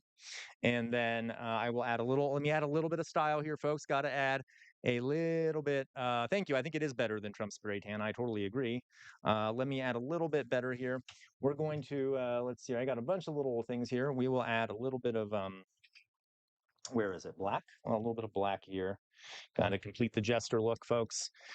That's the way you do it. Jesters don't just have plain colored features. They have some little bit design stuff going on. So let's do that real fast. Here we go. All right, get this done. Oof, this is kind of fun. Actually, I like this. What we'll do, like, you know what? We'll go over here first. So what I will do is kind of go like this. Oh, you know what? I need a different brush. Maybe this one. Okay. All right. We'll do a little bit here. Okay, and then the other side as well. There we go. Oh, fill that in. Control actually seeing what I'm doing. Oh, there we go. Okay. Little bit of dark makeup under the eyes. This is terrible. I really should have brought a mirror down here, but there we go. That's a little something. I know it doesn't look great. So it looks like I have a black eye. But hey, in this country, it kind of feels like I got a black eye sometimes. We'll do that. And then on this side, we'll do the same thing. A little bit down here. Little bit. Oops. Right here. Bring it down this way. Oh, wrong way. There we go. Okay. This is terrible. I'm doing this really bad. I look horrific. This is great. Okay. Uh, you all are a bunch of degenerates. I think you know that. There we go. All right. There we go. Okay. It's something. Next time I'll bring a mirror so I can do this in a better way. Okay. And then what I would like to do is for the sake of, you know what? Let's see how that looks without my glasses. It's kind of hard to tell. All right. That's pretty bad. You know what though, folks? I think that's okay. We'll leave it there. I would make it prettier as I could if I had a mirror, but maybe next time I'll make sure to bring a mirror. But there we go. There's your Jester look there. Pretty bad Jester look, but hey, it's a Jester look nonetheless. Okay. All right. Oh, thank you, Carlos. All right, so there we go. Now I look horrific, terrifying. Okay, you know what I'll do, folks? I'm going to set a new super chat goal. People are leaving the stream. Yeah, I wonder why here. Okay, let's see here. 2 chats. Okay, makeup, and now we'll do this, folks. If we get 5 more super chats, we can do a Q&A where we ask me personal questions. Again, though, thank you for everyone who has already donated. And all right, Q&A. There we go. All right. Okay, folks. All right, there we go. I know I look kind of scary. Where's that saggy face at? I know I really ought to add some like lines to make it look like Trump's. I have to pucker my lips a little bit, pucker my lips. Actually, you know what? Let me add a little more. I have an idea. I could really emphasize the lip puckering features of Trump here. Um, uh, let's do some lip puckering stuff here. Probably end up looking like the Joker, Heath Ledger. Um,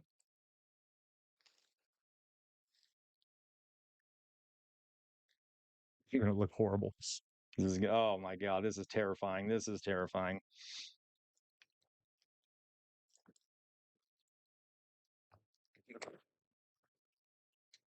Okay, that might have, I don't know if that helped much, but hopefully I look horrific, but I look kind of like Trump. There we go. There we go. Okay, this is good. I like this. I like it with the mouth stuff. Okay, I know it doesn't add much, but there you go.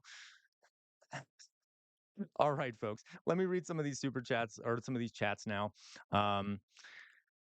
Yeah, bring out the. Oh no, we doing cult chat again? Okay. Uh, okay, Matt Sai coming through. Yeah, Matt Sai, you guy, you traitor. Okay, look at him acting like he didn't see it. Yeah, right. I want it sloppy like Trump's. Yeah, well, there you go, Alice. Okay, it's pretty sloppy, right? Pretty sloppy. That is absolutely the case.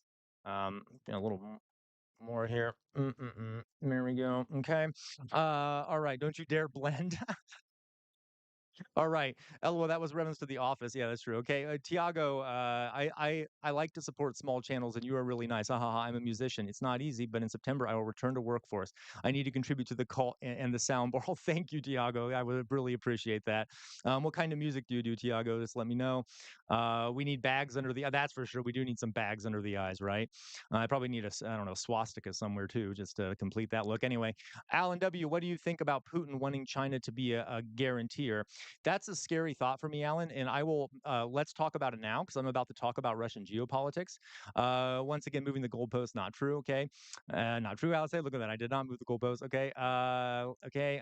Add some yellow. I should add some yellow. That's for sure. Winterland, a phoenix shows a life form. All of them at a big table right now. Oh, really? I don't see it. Oh my God, you're right. They're talking. Okay, wait, folks. We'll do this real fast.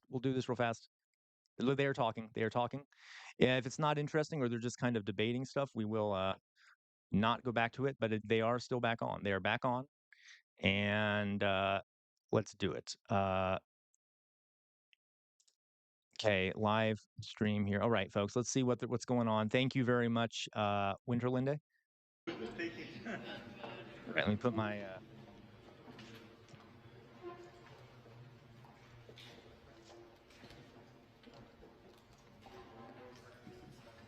I really do look terrifying. Okay,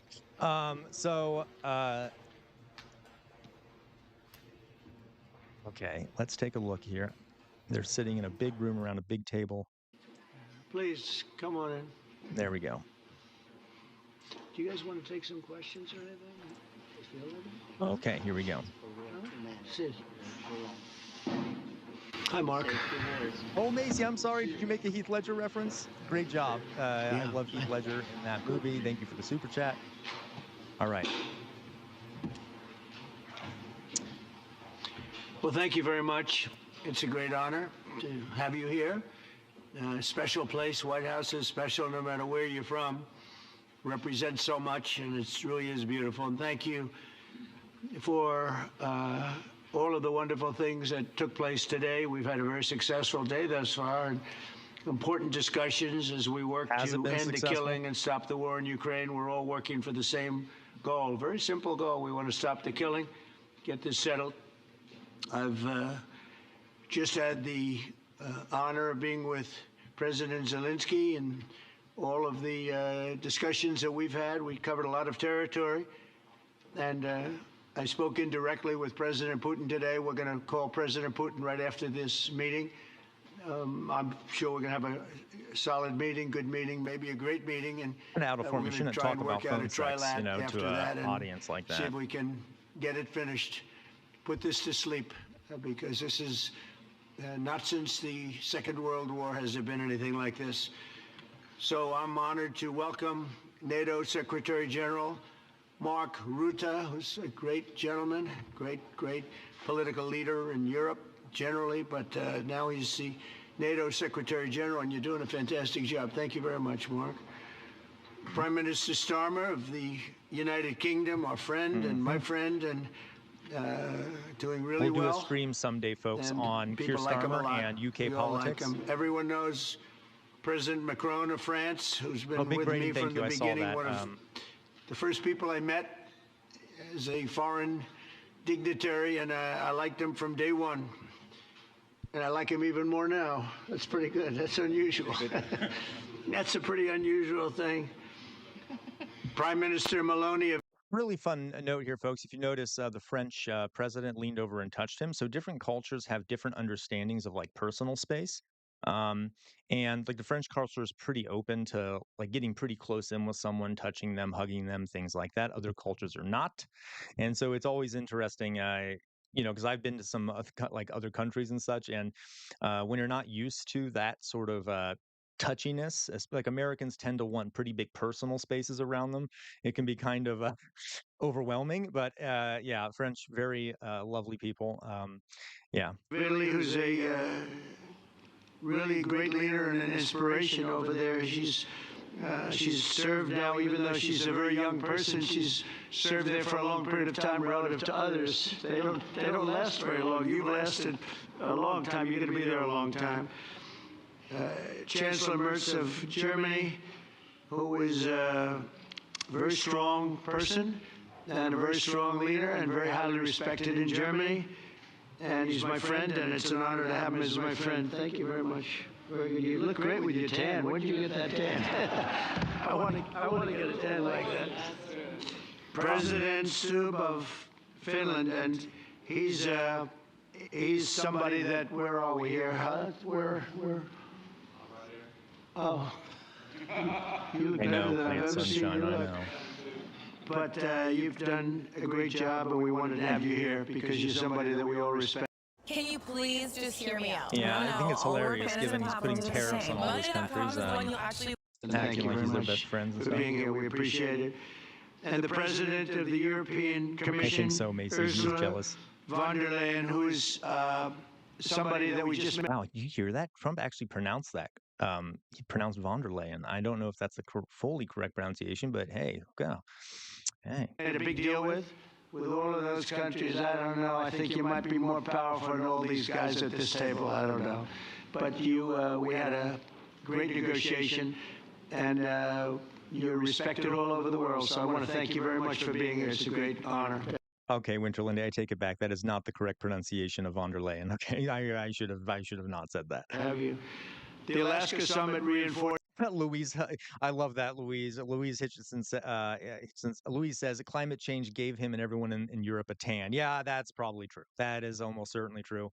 It's my belief that while difficult, peace is within reach, and I believe that in a very significant step, President Putin agreed that Russia would accept security guarantees for Ukraine, and this is one of the key points that we need to consider, and we're going to be considering that at the table also, like who will do what, essentially. I'm optimistic that collectively we can reach an agreement that would deter any future aggression against Ukraine, and I actually think there won't be. I think that's even overrated, largely overrated, but we're going to find out, and I think that the European nations are going to take a lot of the burden. We're going to help them, and we're going to make it very secure. We'll see about that. We also need to discuss the possible exchanges of territory, taking into consideration the current line of contact. That means the war zone, the war lines that are war zone, pretty obvious, war very lines. sad actually to look at them. And negotiating positions. President Putin, also you have President of Ukraine, who is you just met a little while ago, and we're going to try and get a three-party meeting, maybe as soon as we can. And I have a feeling you and President Putin are going to work something out. Yeah, ultimately, this is a decision that can only be made even stick to by the President script he has. Zelenskyy and He by always goes off the script. people of Ukraine working also together in agreement with President Putin. And I just think that's very good things are going to. Oh, do you see that change? Okay, wait, folks. Did you see that change on Zelensky's face when Trump said working in agreement with Putin? Did you all see that? I won't go back, but oh, Jesus. Okay. Come of it. So I hope we have a good meeting, and if we can have a good meeting, I'll set up a meeting with President Putin, and if you'd like, I'll go to that meeting. And not that I want to do that, but I will do that because we want to save a lot of people from dying. A lot of people are dying, and we got to save them. Got to save it. 5,000, 6,000, 7,000 people sometimes a week. All of us would obviously prefer an immediate ceasefire while we work on a lasting peace, and maybe something like that could happen. As of this moment, it's not happening, but President Zelenskyy and President Putin can talk a little bit more about that. You know, in the 6 or so wars that we stopped, we haven't had a ceasefire. And so I don't know that it's necessary. You can do it through the war. But it would be, I like the ceasefire from another standpoint. You immediately stop the killing. But I believe a peace agreement at the end of all of this is something that's very attainable, and it can be done in the near future. With all of the wars that I got involved in, we only have this one left. Of course, as I walk out the door, there'll probably be a new one starting, and I'll get that stopped too. But I thought this was going to be one of the easier ones. It's actually one of the most difficult. They're very complex. The next step would be for a trilateral meeting, and that will be worked out, and I just look forward to working and having a great result. We're going to spend a lot of time today talking about, and we're really honored you guys came over. I mean, these are the heads of major countries, and respected all over Europe, and they speak for, largely, I think I should say, but pretty much for the other countries of Europe. And we will come to a resolution today, I think, on almost everything, including probably the security. And that's pretty much the story. I'd like to say, Mr. President, would you like to say something? You have the media. If you want, you could come over and you could stand, or you could use mine, or you could just turn around, whichever you feel comfortable with.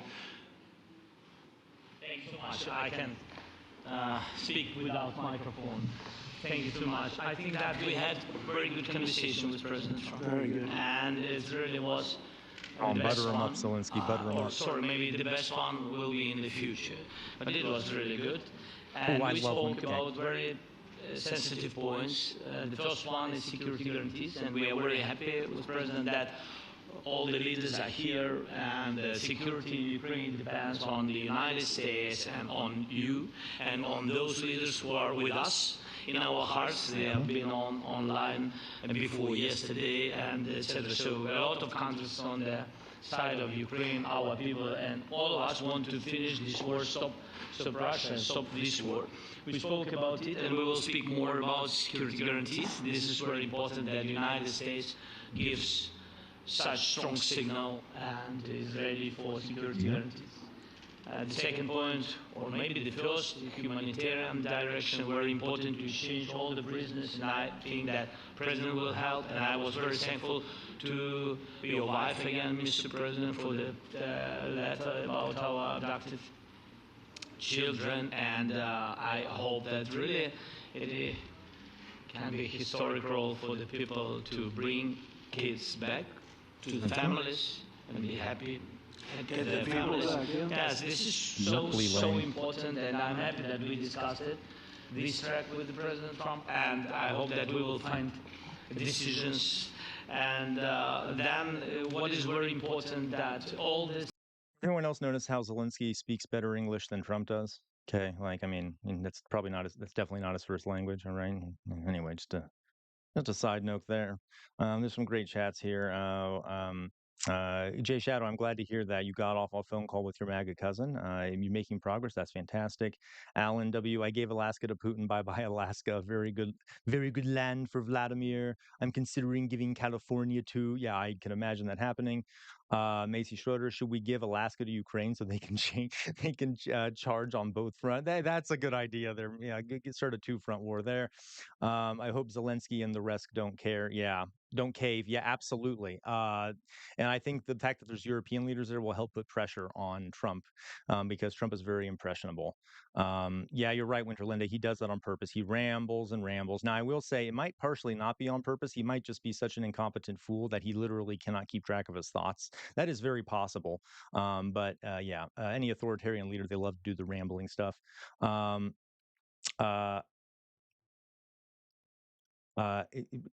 Winterlinde, I don't think they will stream the negotiations. I think they will start after they do these little media blitz, and then they'll start doing it privately, and then they'll probably come out and announce the results afterwards.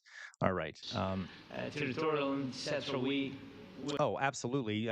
No doubt, Louise. No doubt Zelenskyy speaks many more languages than Trump. Unfortunately, that's an issue with a lot of Americans, is that we don't, most of us don't speak more than one language, or a lot of us don't speak more than one language. We will discuss on the level of leaders during trilateral meeting, and President Trump will try to organize such meeting, and he said that he will come or not come.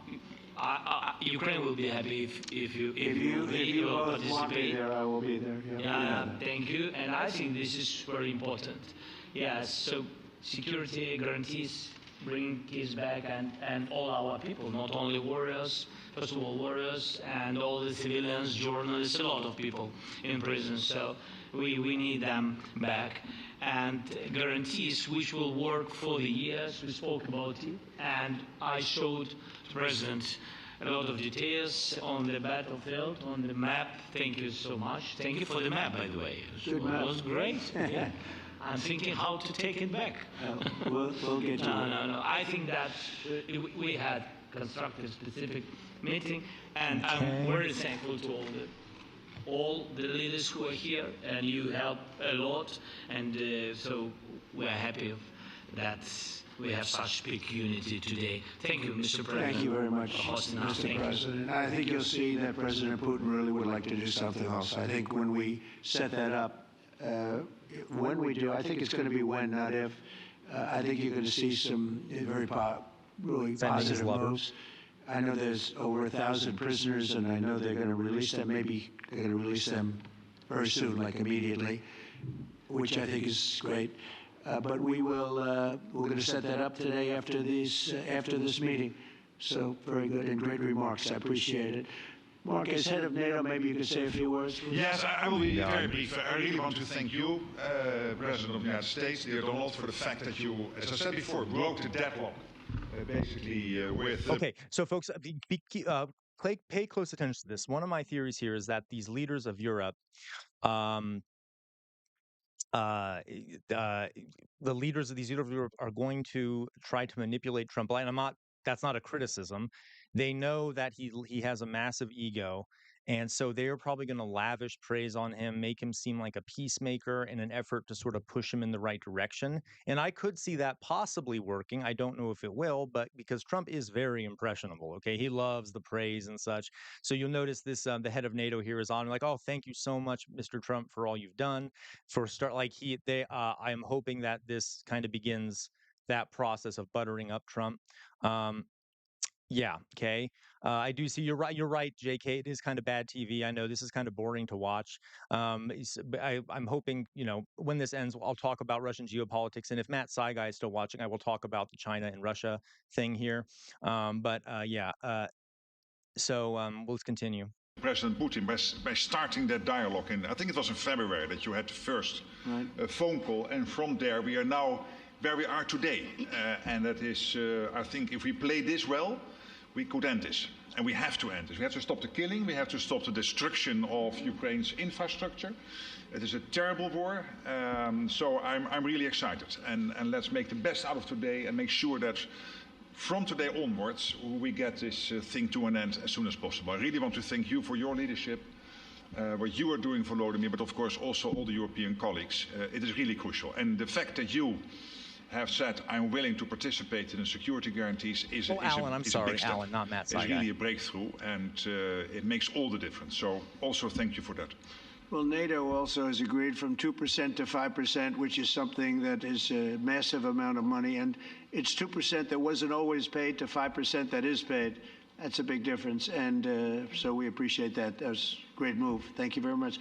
Ursula, maybe on behalf of the Commission, you could say a couple of words. Yes. Thank you very much. It's a pleasure to be here. And it's a very important moment. Indeed, we are here, Europeans, as friends and allies. We had a fantastic NATO summit. Together as the two largest and biggest economies in the world, we had the largest trade deal ever agreed. And now we are here to work together with you on a just and lasting peace for Ukraine. Stop the killing. This is really our common interest, stop the killing. And indeed, it's very good to hear that we're working on the security guarantees, Article 5 lies security guarantees, so important. But I want to thank you also that you mentioned the thousands of Ukrainian children that have been abducted. Speaking of as a mother and grandmother, every single child has to go back to its family. This should be one of our main priorities also in these negotiations, to make sure that the children come back to Ukraine, to their families. Thank you. And we did. I was just thinking we're here for a different reason, but we just a couple of weeks ago made the largest trade deal in history. So that's a big thing. See, and congratulations. Oh God, Trump that's loves great. that shit. God loves being buttered up, love being reminded in front of the media that he did a trade deal. See, they know what they're doing. These European leaders are much smarter than Donald Trump is. I think that's very clear. Cade Winter, you're right. Okay, they do all speak. They all do speak better. They all speak better English than Trump does. That is 100% the case. Okay. Thank you very much, Ursula. Mr. Chancellor from Germany, a very great leader. Mr. President, Donald, many thanks for having us today. I think this is extremely helpful that we are meeting and hearing that the two of you are having such a good meeting today here in Washington. If someone knows, I recognize this woman right here in the middle whose arms are crossed. I cannot, for my life of me, remember who it is. Especially for the Europeans chat, would someone tell me what her name is? I just can't remember. She definitely does not look happy. I'm curious as to why, but thank you. That's right. Italy. Okay. Is she that one? Is that the one? Am I thinking? Is that the same one? the one who is, yeah, Maloney. Ugh, okay, no wonder she doesn't look happy. She probably doesn't. Yeah, she's probably not a fan of all the other European folks in the room, perhaps. Okay, we'll continue. The next steps ahead are the more complicated ones now. The path is open. You opened it last Friday. But That's now the way is open for complicated negotiations. And to be honest, we all would like to see... She's purposely being, you see the faces she's making and stuff, definitely far right there. Probably just wants to give Putin everything, I'm guessing. Yeah, definitely Maloney. Now, folks, I should know this. Isn't she like distantly related to Mussolini or something? I can't remember what it was. I read about this a while back. Yeah, but she's just like, look at all these, fellow Europeans actually trying to advocate for peace. I know I love Putin. I don't know. She's really frustrating. She's really annoying to watch. Fire. And the latest from the next meeting on. I can't imagine that the next meeting would take place without a ceasefire. So let's work on that, and let's try to put pressure on Russia. Thank you. Because the credibility of these efforts we are undertaking today, are depending on at least a ceasefire from the beginning of the serious negotiations from next step on. So I would like to emphasize this aspect and would like to see a ceasefire from the next meeting, which should be a trilateral meeting wherever it takes place. Well, we're going to let the president go over and talk to the president, and we'll see how that works out, and if we can do that. I will say, and again I say it, in the 6 wars that I've settled, I haven't had a ceasefire. We just got into negotiations, and one of the wars was, as you know, in the Congo was 31 years long. Another one that we settled last week with 2 great countries was 35 years going on, and we had no ceasefire. So if we can do the ceasefire, great. And if we don't do a ceasefire, there's many other points were given to us. Many points were given to us, great points. Please, Georgia, go ahead. Well, thank you very much, Donald, Mr. President, for hosting us today in this important meeting. And here we go. I think it is an important day, a new phase.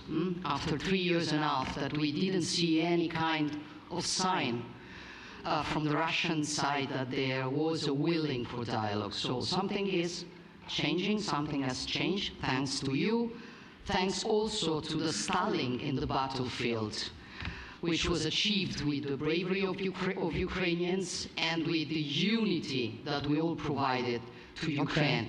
And the reason why I mention it is that we also have to remind that if we want to reach peace and if we want to guarantee justice, we have to do it united. So that's why it's a very good day, the one we are in. You can obviously count on Italy as it was from the beginning. We are on the side of Ukraine, and we do absolutely support your efforts towards peace. We will talk about many important topics. The first one is security guarantees, how to be sure that it won't happen again, which is the precondition of every kind of peace. I'm happy that we will discuss about that. I'm happy that we will begin from a proposal, which is the, let's say, Article 5 model, which was Italian at the beginning. So we are always ready to bring our proposals for peace, for dialogue. It's something we have to build together to So for guarantee. Article 5 is the portion of the North Atlantic Treaty Organization that basically says that an attack on any one country in NATO is viewed as an attack on all of them. So they're basically saying that the proposal here is Ukraine will have that guarantee, but won't be part of NATO. I believe so. That is so. Just to let everyone know, Tiago,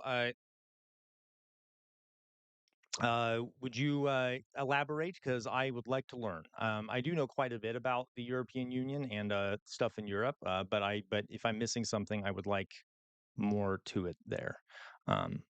Peace and to defend the security of our nation. So thank you, Mr. President, for hosting us. Thank you very much. Yes, Matt Saigai, that was one of the proposals. I doubt Putin would ever go for that, but that was one of the proposals, the Article 5 inclusion. Emmanuel? Thank you, Mr. President, for organizing this meeting and for your commitment. And everything was said, but I just have to say here, everybody around this table is in favor of peace. And we work very hard, and we've worked very hard during the past few years to have a peace which is a robust and long-standing peace. This is why the idea of a trilateral meeting is very important, because this is the only way to fix it. And by the way, I think as a follow-up, we would need probably a quadrilateral meeting, because when we speak about security guarantees, we speak about the whole security of the European continent. And this is why we are all united here with Ukraine on this matter. In order to organize such a trilateral meeting, your idea to ask for a truce or a ceasefire, at least to stop the killings, as we discussed, is a necessity. And we all support this idea. And in order to have such a... And folks, despite the accent, speaks better English than Trump does. I can almost understand. At least he has a line of thought that he's able to communicate, right? Long-standing peace for Ukraine and for the whole continent, we do need these security guarantees.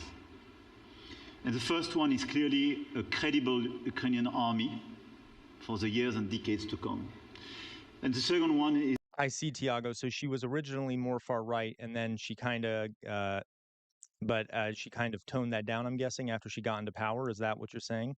I will look into that. Thank you for letting me know. It's our own commitment, all of us. And we worked very hard during the past few months among the coalition of the willings, with the support of NATO, to build the different pillars of security guarantees and our commitments. And you can be sure that the Europeans are very lucid about the fact that they have their fair share in these security guarantees for Ukraine, but their own security is clearly at stake in this situation. 100%. So you can count on us, as we can count on you, in order to deliver this robust peace for both Ukraine and Europe. Thank you very much, Emmanuel. Mr. Prime Minister. Thank you very much, Mr. President, and thank you for hosting us here. UK. Can I start where Emmanuel started, which is we all want peace. The war in Ukraine has had a huge impact, particularly on the Ukrainians who've borne the brunt of it, but it's also had an impact on Europe and on the United Kingdom. There's not a family or community that hasn't been affected. And when we talk about security, we're talking about the security not just of Ukraine, we're talking about the security of Europe and the United Kingdom and I'll talk about that, folks, right after this. I'll explain what they mean by that. Meeting. As a group, I think we've had a discussion on the phone a number of times, Mr. President, but be able now to be around the table to take it forward. And I really feel that we can, I think, with the right approach this afternoon, make that real makes sense, progress, Tiago. Thank you for particularly clarifying. on the security guarantees, and your indication of security guarantees, of some sort of Article 5 style guarantees, fits with what we've been doing with the Coalition of the Willing, which we started some months ago, bringing countries together and showing that we were prepared to step up to the plate when it came to security. With you coming alongside, the US alongside what we've already developed, I think we could take a really important step forward. Folks, today. I know this might be a bit boring. Actually, could come out of this meeting in terms of security for Ukraine and security in Europe. I also feel that there's we JD can make Vance real and progress Marco, towards the neocon. a Never just saw a and country he didn't want to lasting bomb. outcome.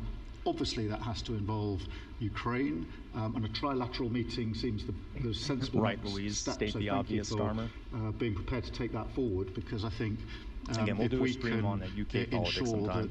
that that is the progress out of this meeting, both security guarantees and some sort of progress on trilateral meeting of some sort to bring some of the difficult issues to a head, then I They're all think kind of just repeating each other, today will be kind seen of. as a very important day in recent years in relation to a conflict which has gone on for 3 and a bit years. True, Macy. And so far nobody's been able to bring it to this point, so I thank you for that.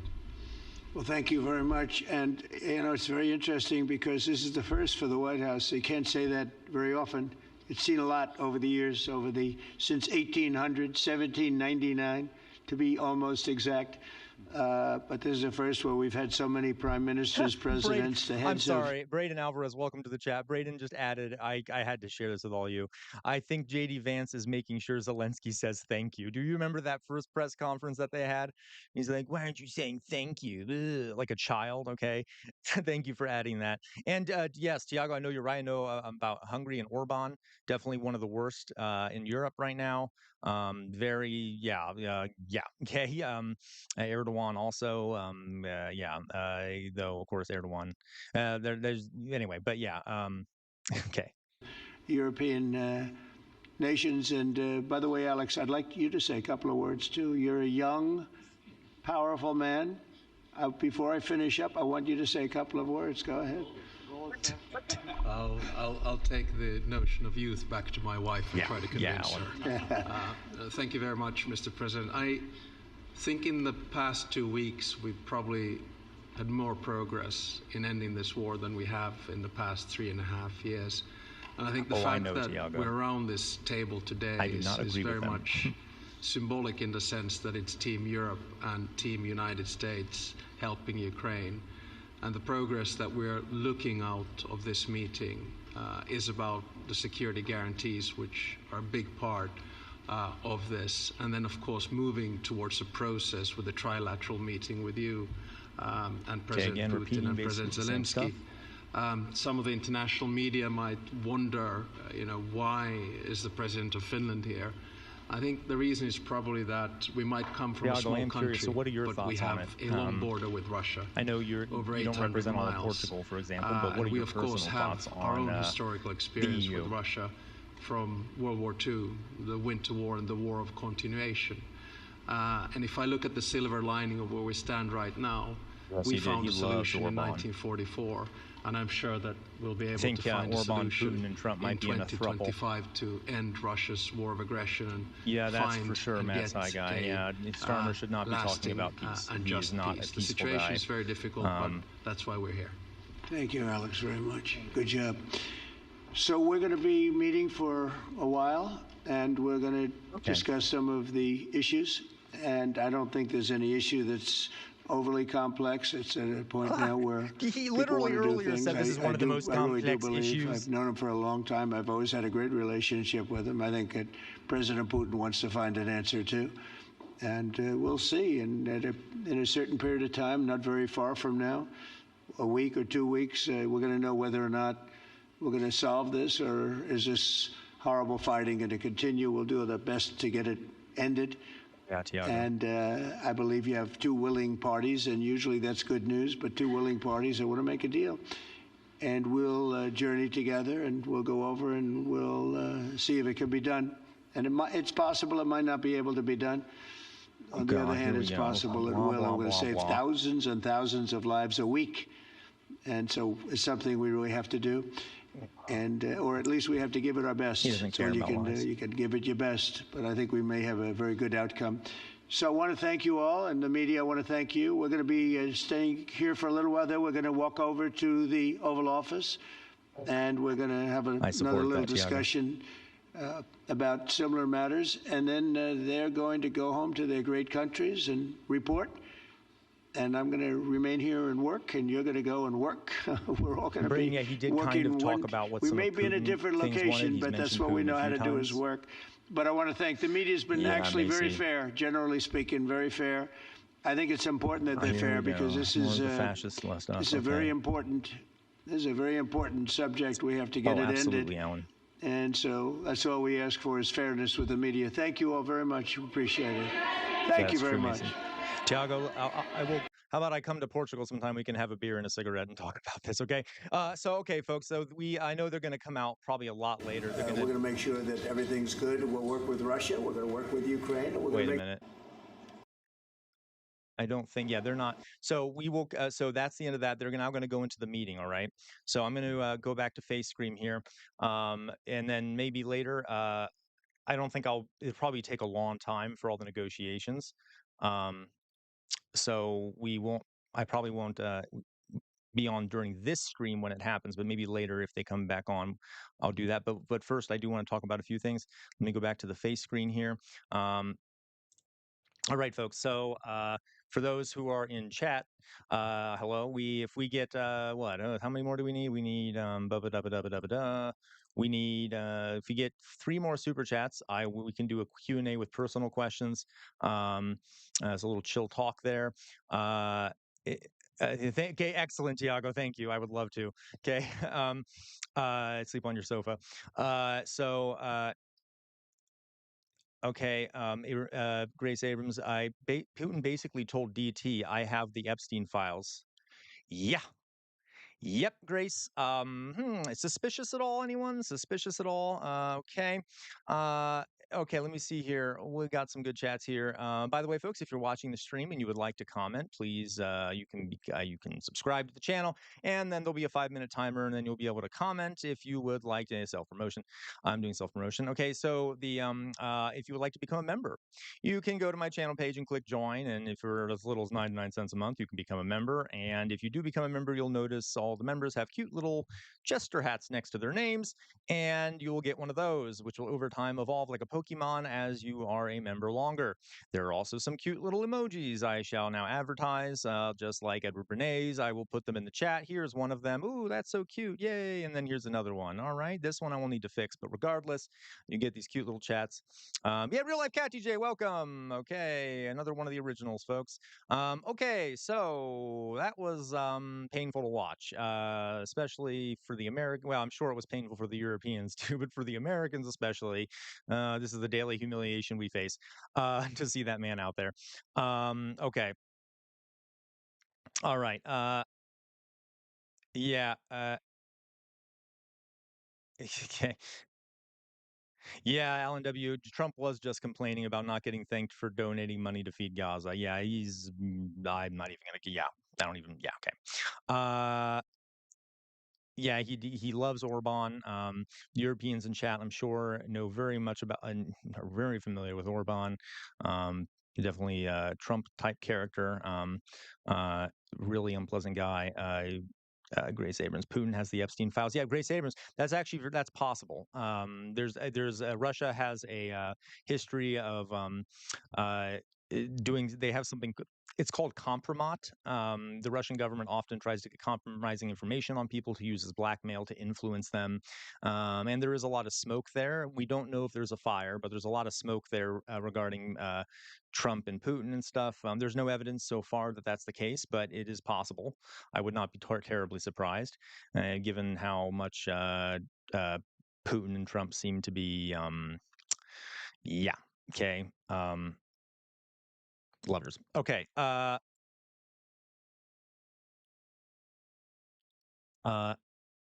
Yeah, he wants the Nobel Peace Prize. That's all he wants, Grace Havens. Like if you notice, like during this thing, he's constantly talking about, I did peace here, I did peace there, blah, blah, blah, blah. Okay, yeah, it's all self-aggrandizing language. He's trying to, it's all about Trump, right? Trump, Trump, Trump. All he cares about is Trump, and which weirdly enough might be kind of good. And that's not good, but I'm saying, most fascists are very ideologically fascist, like Hitler, very ideological, Mussolini, ideological. Trump is not ideological. He's all about Trump. Doesn't mean he's not dangerous. Doesn't make it any better either, because he is surrounded by fascists who tell him to do things that are fascist. Anyway, okay. Yeah, you're right, Louise. The UK taking a very dark turn recently. Maybe not recently, but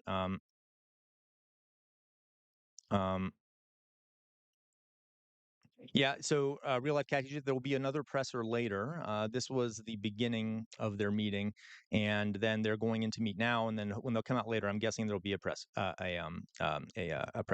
Real Life Cat TJ, I did peace, and they didn't even wear a suit. Yeah, God, it's anyway. Thank you, Matt Saigai, for posting all those emojis. Alan W., I can't believe Trump just announced that the Congo was free, and then he brought up peace there. Oh, don't even get me started, folks. I am literally going to be doing a live stream where I talk about the Second Congo War, all those issues, because most people don't even know about them. And the Second Congo War was the largest war in history since World War II, and yet, strangely enough, it doesn't ever seem to be talked about. I wonder why. Might it have something to do with skin color, maybe? I don't know, but well, Macy Schroeder, the emojis, if you click the little emoji button next to the chat box, you can see that there's only 2 of them so far. I'm going to be adding more. They'll be right there at the top underneath Casual Revolt. Okay? All right, folks. So let's talk a little bit, okay? You did, Matt Saigai. I'm actually surprised. I have not been at a single school where it is part of the curriculum.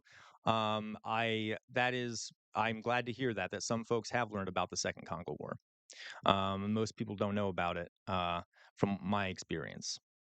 Okay, so I will say, Alan asked about China. So China has proposed to be the guarantor. You're absolutely right. Sudan also doesn't get covered much, and very dismissive. I will say, Alan asked about China. China has proposed that they will send troops to be the guarantors of peace in Ukraine. Weirdly enough, I prefer that to American or European troops. I'm not saying I support it, but that would be less likely to cause a massive blowup, like a nuclear war going on there, because Putin and Xi Jinping have been getting closer together. But I don't like the idea of any troops on the ground in that scenario. But I understand the approach. I think it would be better if it was China. I'm not a fan of China, mind you, but it would be less likely for a massive war to break out. That was yes. No, so Tiago, we actually talked about the Free State of Congo yesterday.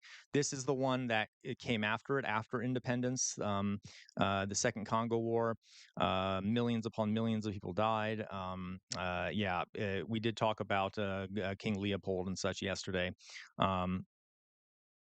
Real life Catty J. Trump would probably go on air and say dumb shit like the mom is kiss goodnight. Yeah. Okay. All right, so folks, I do want to talk to you about a little bit of more content here. I know that went on for a while, but if you will humor me for a second, I want to talk a little bit about Russian geopolitics per Macy's comment here. Now, as always, you all know I am not a fan of Putin. I am not a fan of the war. Okay, but I want to make clear why, especially, there's a lot of concern in Europe. I mean, there's a long history there of Russian imperialism in Europe. Yeah, exactly, Tiago. It is not taught about in a lot of places. There are even places in Europe where it's not much talked about. Okay, so let's do some content here. I'm going to pull up something on the screen over here, and Europeans in chat. Hopefully, I assume you might be partially familiar with this. Okay, so I want to show you an image here. So first of all, let me find it here. European plane. Okay, let me go and change the screen over. So we're going to talk a little bit about geopolitics. Geopolitics being like politics mixed with geography. I know that sounds obvious, but all right. Okay, live stream. So, all right. Let me show you. So the thing about, you have to understand, folks, I'm a realist when it comes to international relations. I'm not going to go into what that means. Regardless, we have to understand sort of why states behave the way they do. We have to sort of understand their geography. We have to understand why they might be behaving the way they're behaving based off history, based off everything else. Okay, states are not the same as people, but they sometimes act in a way that, like, if you're a person that has bad experiences and stuff, you might have some trauma and you might act a certain way. And again, this is not excusing Russia. This is simply explaining why there's a danger here. Okay, allow me to why it's a danger. Well, Putin is dangerous and such, especially for Europeans. On my screen here, you see something. This is called the North European Plain. All right. Russia is very flat. Now, there are mountains there. I'm not saying it's completely flat, but it is a very wide open landscape for a lot of it. And historically, Russia has often been invaded, okay? Very often, going all the way back to the Mongols. It's very hard to sort of defend Russian. I mean, I know we all hear the story about how, like, you should never invade Russia in winter and stuff, but yeah, it's very hard to hold Russia once you invade Russia, but it's very easy to invade. It's a lot of territory to defend. Okay, the orange on this map in front of you is a plain. It is literally flat land. Okay, there's a few rivers. Regardless, this is flat. Okay, and I'm going to show you another map now. All right. Well, first of all, let me take a step back. Russia has been invaded multiple times in history, and World War II was probably the worst version of this. I mean, it was the worst version of this, and I'm going to show you some statistics now. Okay, so here on this map here, I'm going to show you this. Here is a chart showing the deaths that were caused in World War II. All right. At the top here, you see the number that's in the millions. The red line here is military deaths. The orange line is civilians. Now, these are the countries that were involved in World War II. There might be some smaller ones who aren't on the list. Regardless, notice that the Soviet Union and China especially lost millions upon millions of people. All right. Let me pull up my chat. I think I'm missing I don't want to make sure I'm not missing anything. Okay. And so they part of that was okay. So the Nazis, they signed something called a non-aggression pact, and then they betrayed that non-aggression pact, and they invaded. And Hitler essentially said that he literally gave an order to his troops that was, this is a war of extermination. We need to basically kill the Slavs so that we can settle it with Germans. It was mass genocide, okay? And it was a war that, the Nazis almost never differentiated between civilians and military. They slaughtered unbelievable amount of people, okay? And leader of Soviet Union at the time, not a good guy, okay? One of the worst. Absolutely. One of the worst. Stalin killed more people than Hitler, monstrous person, killed a lot of his own civilians too. Regardless, they were invaded and they lost millions, okay? The same thing happened. And by the way, compare that to how many, for example, the United States lost. The United States is right down here. Very small, okay, not many. And I know a lot of times Americans like to think that America was the great savior of the war. That is not, there is some truth in that a little bit, but the Soviet Union really took the brunt of it. Most historians would agree with that. The Soviets were the ones who were mainly responsible for defeating the Nazis. And you can see just by the numbers here, like, almost apocalyptic levels of death, okay?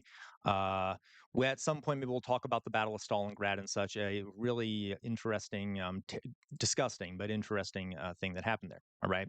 So I want you to imagine, by the way, Russia was also invaded during World War I. The same thing happened, okay? Like I said, it's easy to invade Russia. It is not necessarily easy to hold it. They were invaded in World War I, okay? They were also invaded by Napoleon, okay? They've been invaded multiple times. And you can imagine the sort of mentality that creates. It creates a mentality of we are under siege. We don't want anyone near our borders because they might backstab us and invade us, things like that. And I want to show you another. Let me show you another map here. Here's a map. This is a sort of a geographic map of Europe. You'll notice I showed you the North European plain, which goes all the way to Germany and up around the tip of France. You see that there are mountains right around here, okay? Right here, okay, going up into the Czech Republic down to Romania. Now, if you're in the current boundary of Russia is right here. You can see this red line. It's a very, very, very long border. Now then, I want you to think for a second. How the Russian state, I'm not talking Putin here, I'm just talking generally, might feel about having such a large exposed border, knowing the history of the multiple invasions that have gone into Russia. All right.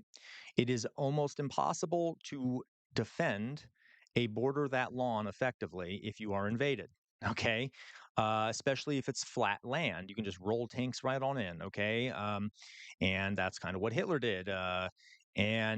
So now then, since the fall, when the Soviet Union was around, Russia basically turned all these countries over here. So Poland, Lithuania, Latvia, Estonia, Belarus, Ukraine, Romania, stuff like these, turned all these basically into satellite states. So they were basically they were independent, but not really. Okay, they were owned by Russia. They were vassals of Russia. Okay. Yeah, and don't get me wrong, real life cat DJ. The Russian leadership historically, both before the revolution, after revolution, have been murderous and horrific to their own people. Again, I want to point out, folks, this is not. Yes, I can do more gain on my mic if you all need it. I'm not defending what the Russian state have done. But you'll see why I'm explaining this right now. Why there's a danger here for Europe. Why Putin is dangerous. Not excusing it, of course. Let me see here. I will turn up the gain on my mic a bit here. Okay. Is that better, folks? Can you hear me a little bit better? Is it too loud? Not loud enough? Is it too loud? Is it good? Okay. Hopefully that's a little bit better. That's weird. Okay, is that better? Is that a bit louder? Can we hear me now? All right. So there is this vast plain in northern Europe, okay? And during the Cold War, Russia controlled everything up until Eastern Germany. Now, I want you to look here. Can you all see my cursor on the map? I hope so. I hope I didn't turn it off. Okay, perfect. I hope I did not turn it off. Can you see my cursor on the map?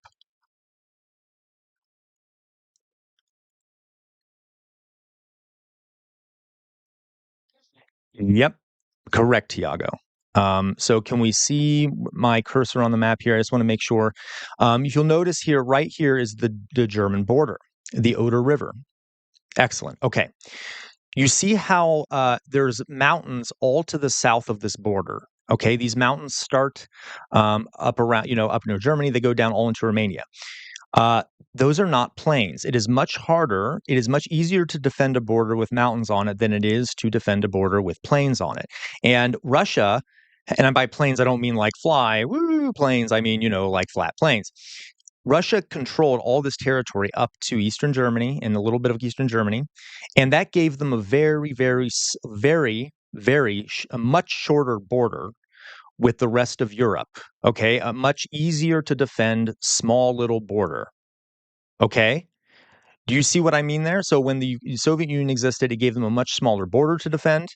It would be much harder to invade from the places where there's mountains. Invade Russia. Does that make sense? Okay. Sorry, I'm doing my teacher stuff here, but asking if it makes sense. Okay, so now then, after the fall of the Soviet Union, all these countries gained independence, all right?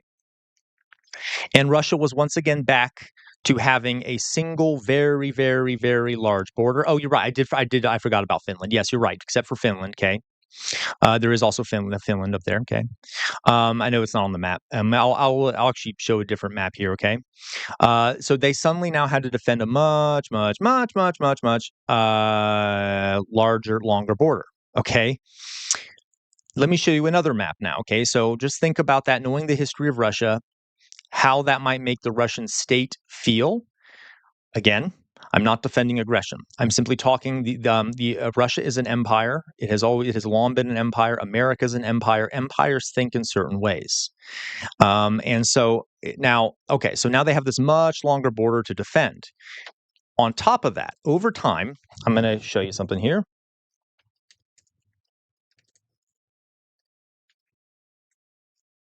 Okay, here's a map of the member states of NATO. Now, I'm not for the Europeans in chat. I'm not trying to say NATO is bad or anything. Thank you, Drusilla. Okay, so the blue countries here, some of them which are right up against Russia's border, are members of NATO. And that NATO is the North Atlantic Treaty Organization that was founded after World War II at the leadership of the United States. And Article 5 of NATO says that if any one of those countries is attacked, they are all attacked, okay, and they all will go to war. You'll notice, okay, that a lot of these countries are right up against Russia's borders. So Estonia, Latvia, Lithuania, Finland, Belarus. This one right here is still a vassal state of Russia. The leader there, what's his name? Folks, someone tell me. I know this. My mind is having a blank out here. Is basically controlled by Russia. It's basically run by Russia. Okay, just to be honest with you, there's actually been talks about Belarus becoming part of Russia again. Ukraine is lodged right in the middle of this one power block, this one imperial power block, and the other imperial power block. All right, and the Russian state, you would think, yeah, Macy, again, I will explain this, okay? I'll get there. The Russian state has, and again, I'm not talking about any individual leader, this also includes Putin, okay, is concerned that if Ukraine, the one in purple, thank you, Lukashenko. Oh, gosh, I can't believe I can't remember. By the way, he's a very weird-looking guy. He's huge. It's funny whenever he meets with Putin, even though he's like Putin's puppet. He's much taller and bigger than Putin. Thank you, Alexander Lukashenko. Okay, so Ukraine is lodged right in the middle, and Ukraine was up until recently generally neutral. Okay.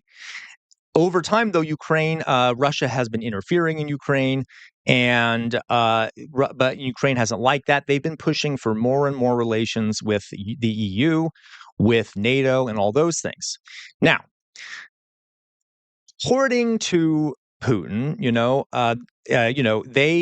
they have a deep fear that Ukraine will join NATO, and then suddenly, once again, Russia will have this NATO.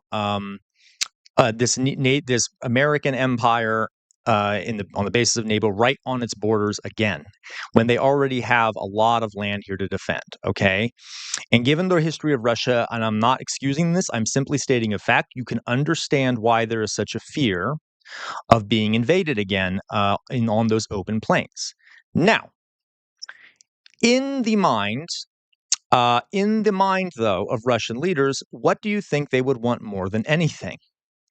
They would want to push their territory of control all the way back to where it was previously during the Soviet Union, because this is a great situation for them. They want that border on Germany. That would massively make it easier to defend themselves. All this open plain over here wouldn't be an issue anymore, wouldn't expose them to attack as much. And Putin has famously said that when all these countries left Europe, he called it the worst geopolitical disaster in history. He thought that the breakup of the Soviet Union was the worst thing ever because it exposed Russia to attack. It made them less safe. Of course, folks, this does not change the fact that you're safe if you don't start a war. So it is kind of a moot argument coming from Putin. Regardless, that is how they frame what they're doing. So, knowing this, do we really think? Now, I don't think this would happen. I don't know. But you can imagine how countries like Poland feel, and Lithuania, and Latvia, and who are right in that path of getting back to that old border. Moldova already has Russians in it. Okay, they occupy part of the country because it would probably be like Putin's dream and the Russian leadership's dream to put that border back to where it was before, so they're no longer so exposed. Tiago, you're absolutely right, and I'm going to add on to that, okay? Because that is how Russia, you can see how they think. That being said, that does not. It is an authoritarian. It is an imperialist way of thinking. Because it doesn't consider anyone. It doesn't consider any human beings. It just considers this sort of this idea of going back to the Grand Russian Empire, and they defend that because it'll keep Russia safe and stuff. It does not mean that it is. And by the way, Putin, massive authoritarian. Okay, there's a lot to this. Okay, this is not the only consideration that is going on. But as a realist, I like to look at these things because it can kind of lead you to understanding what some of the goals might be. And it makes you understand why a lot of these countries are deeply concerned. Okay, because if that is Russia's ultimate goal, is sort of reestablishing that border, that is the conquest of a lot of European territories. In lots of death and violence. And again, does not excuse Russia at all. But you can see why there's so much concern, okay? And again, if they want peace, they should keep peace, okay? But obviously, Putin doesn't want peace. He's the one that started the war. I get sick of people who blame NATO for the war starting. Nope, NATO didn't start a war. Putin started the war. But that's why it's concerning, is because why is he going for Ukraine? It's almost like he's trying to reestablish those old borders so that Russia's in a better geopolitical position. So where does it end? Okay, does he stop in Ukraine? Does he try to get Poland also? And now I know those countries are in NATO and they are nuclear powers. Tiago, it may very well be. There's definitely a lot of greed and power involved there. I have, however, read a lot of these ultra right-wing Russian nationalists, and some, including this guy, which I actually have an image of because I was about to talk about him. This guy, his name is Alexander Dugin. And he is called Putin's brain. A lot of Putin's ways of thinking come from this guy, and he is I'm not oversimplifying here. He's a fascist, and he thinks that Russia should re-expand into Europe and once again become a world power. And that starts with, he literally in his book says that starts with the invasion of Ukraine, and then we can also go into the Baltic states and all these other things. We can try and weaken the European Union and NATO from the inside by manipulating their media, and Putin is doing all these things. Now, I don't think that, and by the way, Trump kind of leaves the door open to all this because he's kind of anti-NATO and anti-European Union. Okay. And so you're right, Tiago, that I don't think it is only about power and greed. As a matter of fact, Tiago, I would argue, yes, power. Okay, yeah, that is fair. Yes, it is about power. Okay, very much about power. I should refrain that. I will say though, Tiago, you have to understand, it was dangerous for Putin to start this war. We saw what happened inside of Russia. There was an attempted coup against him and things like that. It is always a dangerous move to start a war, especially if you're Russia, because Russia is so large, it is very hard to control the country internally. There are multiple ethnic groups. It's just a vast territory for the government to have to control. And historically in Russia, when there are wars that Russia wages, that's where you start seeing rebellions pop up and stuff. So, yeah, you're right, Tiago. Okay, I'll concede that point. It is about power, okay? But my point here is that, especially for Dugin, it's about power.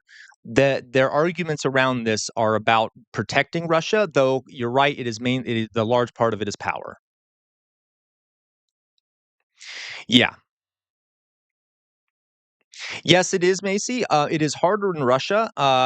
And again, not defending Russia. Russia has almost always had an authoritarian government. There was a brief time after the fall of the Soviet Union where it wasn't as authoritarian, but that was very brief. And I'm an anthropologist partially, so I always try to look at how an environment affects how things go down. And if you have that large of a territory, it is really hard to control things unless you're authoritarian. I am not defending the authoritarianism. Russia could be democratic, but the easy way out is to be massively authoritarian so that there can't be no rebellions or anything. Yeah, they attempted a coup, right? Wagner did. And that just goes to show you it is very hard to control Russia. Not defending it. I'm simply saying, as a matter of realism, that is the reality. Yeah, you're absolutely, Tiago. Tons of different ethnic groups in Russia. So do we kind of have a better understanding now of why Putin is so dangerous? If he's listening to this guy Alexander Dugin. By the way, Dugin. You're right. Alexander Dugin, by the way, his daughter was assassinated by Ukraine in a car bomb explosion. Not saying I'm going to miss her. I'm just saying they also are aware of his influence on this situation. They know that he is a major driver of this intellectually. Absolutely, Tiago. It is an empire, okay? And it's very hard to hold together an empire, which might result in some authoritarianism. The Roman Empire, after it got too large, became a dictatorship. Not defending it. I don't believe any empires. I hate all empires. Okay? Does this make sense to folks? Yeah. absolutely lost legacy. And I will say, there are some other countries that aren't in that Northern European plane that are considered Slavic, like Serbia and things like that. And then there's some weird blood and soil stuff going on with like Serbia and Russia thinking that, because they have an equally Slavic heritage, they should be connected. But you can understand here the danger that a lot of Europeans feel. All the signs and the ideology all point to much greater conquests in Eastern Europe up to the Oder River in Germany and a little beyond the Oder River. Okay. By the way, if anyone from Ukraine is listening, I don't think any of us would mind if another car bomb went off with Alexander Dugin inside. But anyway, did that help you out a bit, Macy? I know you kind of asked me to do this. I'm just curious. So, do we see the issues here? Okay. Yeah. All right. I'm going to see if we got any. I'm going to read through some of these comments. Okay. And by the way, of course, Russia failing terribly in its attempt to take Ukraine, which kind of reveals that they're not this big power they think they are anymore.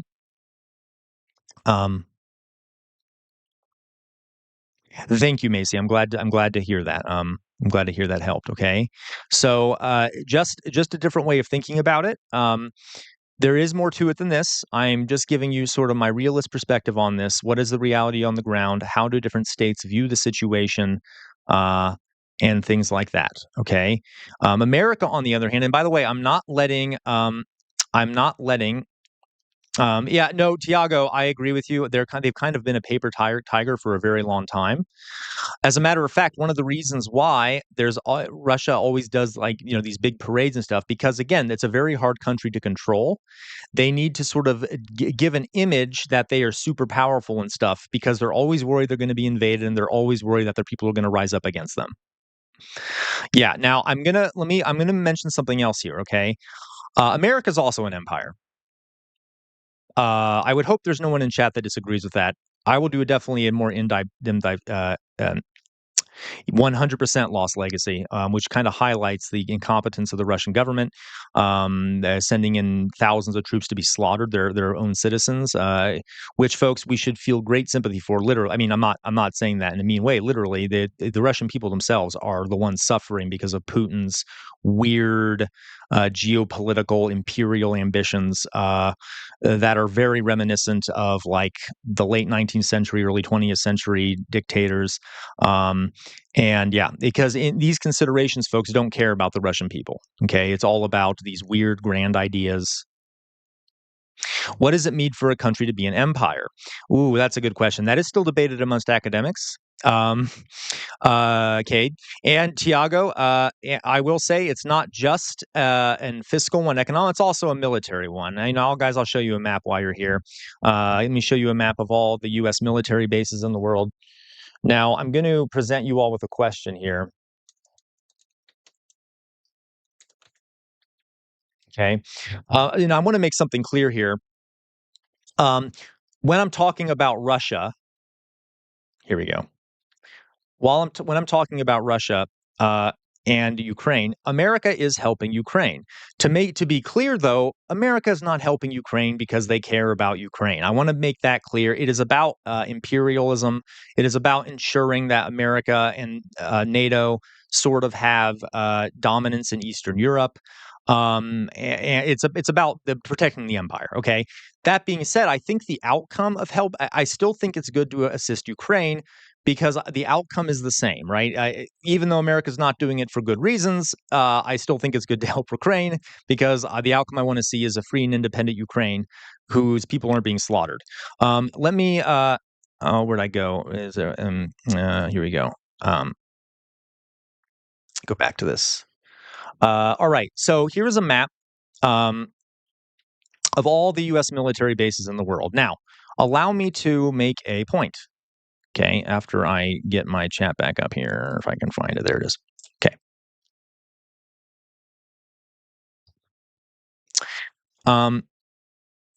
I know, right? Shocking, the lost legacy.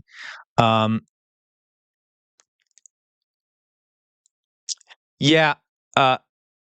No, so Tiago, so folks, for people asking, I'm sorry, I never really answered you. The definition of empire is debated amongst academics. Um, I guess the general definition I'm going for here is where you have a country who extends its control far away from its original borders. And it doesn't have to be direct control. It can be indirect control. As a matter of fact, the Roman Empire, a lot of the area they controlled were nations, groups of people that they called the Friends of Rome. And by all accounts, it appears they looked like allies, but they were really just controlled by Rome. Okay, so it doesn't necessarily mean direct occupation. And I want to show you here this map. All these little red dots are American military bases. They're everywhere, everywhere, everywhere. And I want you all to think of something. Now, I will say, not all the countries where there are, puppet states. Thank you very much, Tiago. I will say that not every place where there's an American base doesn't want to have them there. Like, for example, Japan, well, this gets complicated. There are places where, like some countries in Europe are okay with military bases. My point, though, is this. What would happen, all right? What would happen, folks, if there was a foreign country, I'm saying this for the Americans here, okay? A foreign country had a military base within the borders of the United States. And let me push this analogy further. What would happen if that country that had a military base in the United States was like 10 times as powerful militarily as the United States? How do you think we would feel? How do you think Americans would feel about that? Furthermore, how do you think it might change the behavior of our government? Do you think they might be more willing to listen to that the government of that country that has a massive military base within their borders? What do we think? Okay. We'd lose our shit. Okay. But we don't even think about this as Americans. In all these countries on this map, there are American military bases on foreign soil, and the people of those countries just kind of have to live with it. And you can imagine having all that military might in your country might make you a little bit prone to being influenced by the country with the military base. A lot of it, someone mentioned that a lot of it has to do with capitalism. Yes. I will say some of these military bases have to do with defending oil, defending oil supply lines, protecting global trade. I am all for protecting global trade. We need open global trade.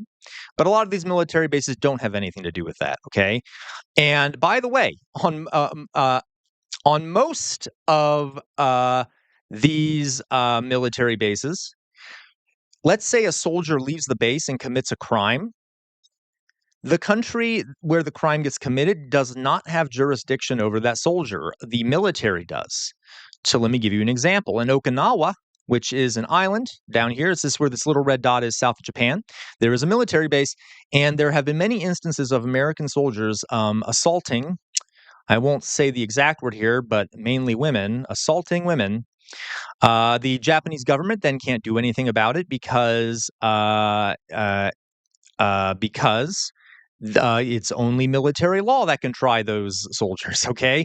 And there have been protests in Okinawa against this military base here because the American soldiers there have been committing crimes and they're not getting punished for it because the Japanese government has no say over what they do. Do you always see the point I'm getting at here? Do we see how this is very imperial and is very much stomping down on all these folks around the world? Okay? Do we get it? So I don't want you to think that America is like the good guy when it comes to Ukraine. I do think America should help fund Ukraine's defense, but they're not doing it for the same reason I would do it, okay? This is about maintaining, and folks, it's not much of an exaggeration to say that a lot of, there's tons of military bases in Europe and stuff. A lot of the countries in Europe, and for the Europeans in chat, I think you can, I think you understand what I'm saying here. America has a ridiculous amount of influence over a lot of the governments in Europe to the point where it could be viewed as almost imperial control, not completely and not as much as now as was before. And Russia moving into that sphere of influence is very annoying to the U.S. So let's just be clear there. This is not America is not necessarily a good actor. I just think that they're out. I would still want to support Ukraine for different reasons. Okay, we got that. Okay, and so it's these two empires beating heads up against each other, and Ukraine, unfortunately, is Cade Winter. I agree with you. Cade Winter says, "I've never thought about any of that before. America kind of sucks." Yeah, I didn't say it, Cade Winter. You did, but yeah. Okay. And by the way, folks, I'm not only saying America's a bad player here. All right. China, for example, is trying to build its own little imperial sphere, literally building islands in the South China Sea. You're right, Tiago. They have less control now than they used to.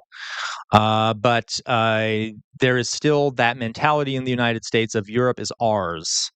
I know that sounds harsh, but there is that mentality, even if the European nations have been gaining more independence recently because of their, because of Donald Trump abandoning Europe in a lot of ways, in some ways. The Lost Legacy, $2. Thank you, Lost Legacy, for that super chat.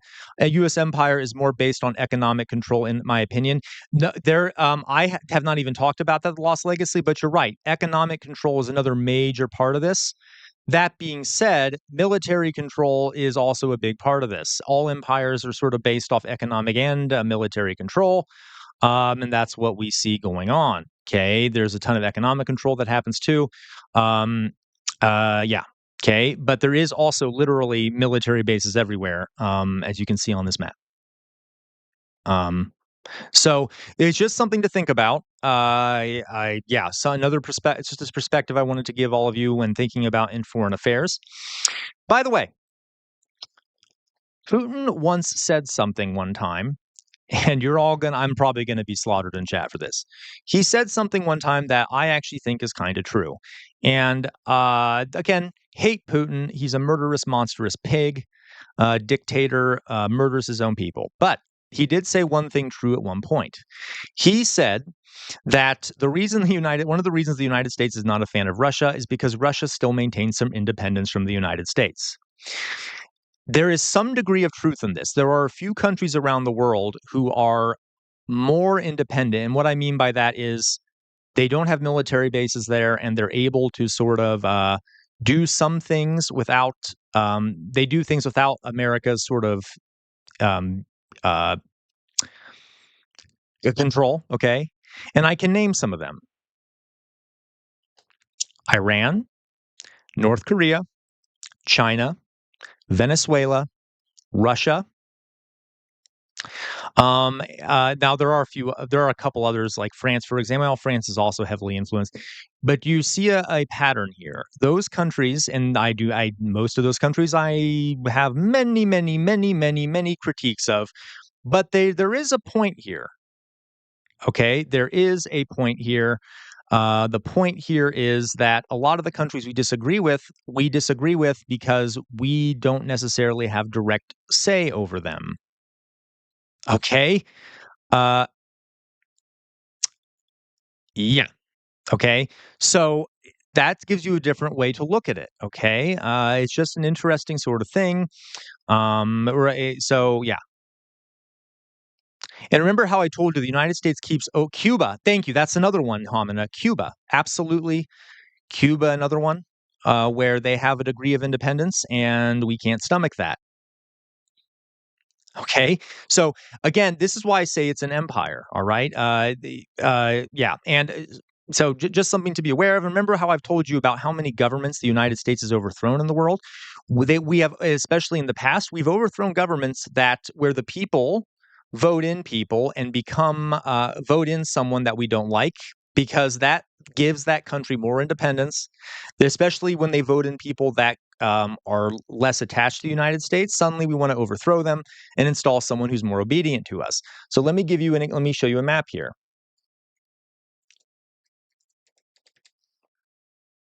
Of countries where the United States has overthrown regimes.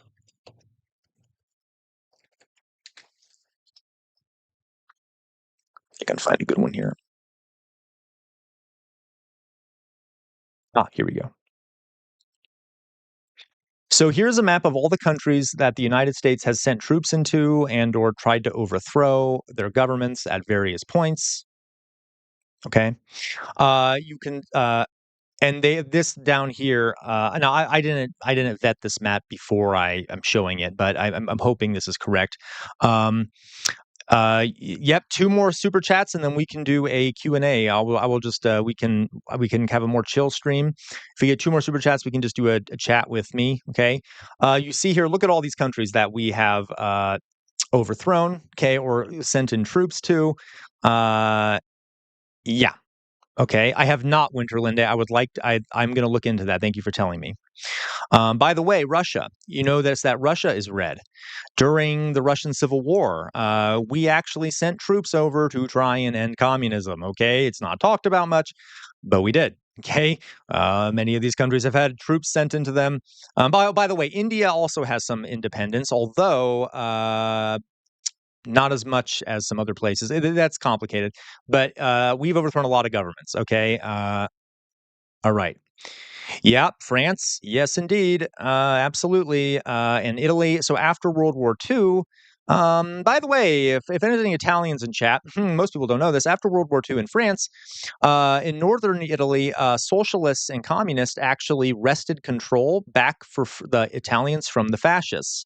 When the American troops got there, what do you think they did? They started fighting they went after the socialists and the communists and removed them. Because, to the American empire, that is just as much of a threat as fascism. Okay. Okay. Same thing in France. In Greece, elsewhere. Okay. All right. So I hope that helps everyone. I think we'll end this segment now. I'm going to go back to the stream. I see a red door and I want to paint. I'm going to get, anyway. Yeah, yes, Macy. Okay, let me go back to the face screen here. All right. God, that makeup, I look terrifying. Okay. All right, folks, let me see what we got here in chat. Just a reminder, folks, if you're watching and you would like to make a comment, you can subscribe to the channel and then there'll be a 5-minute timer, and then you'll be able to make a comment. Please like the stream if you haven't already. That helps me out dearly. If you'd like to become a member, you can go to my page, click the join button, and for as little as 99 cents a month, you can become a member. And then you'll get that cute little Jester hat icon. Okay, and you get some cute little emojis, or you can go to Patreon and support me there for $5 an hour, or $5 an hour, $5 a month. Okay, I wish it were $5 an hour, right? By the way, folks, I wanted to tell you all something, especially the folks in chat who are sort of regulars slash the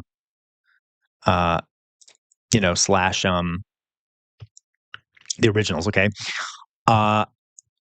And I actually, you all, please celebrate if you'd like, okay? I got an email from TYT. I'm not going to say what the contents were, but they reached out to me. So interesting thing there. Okay.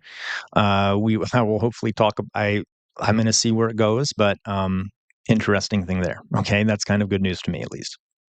I know, Alice A. So, not much has been said so far, but it is an interesting development, okay, to say the least.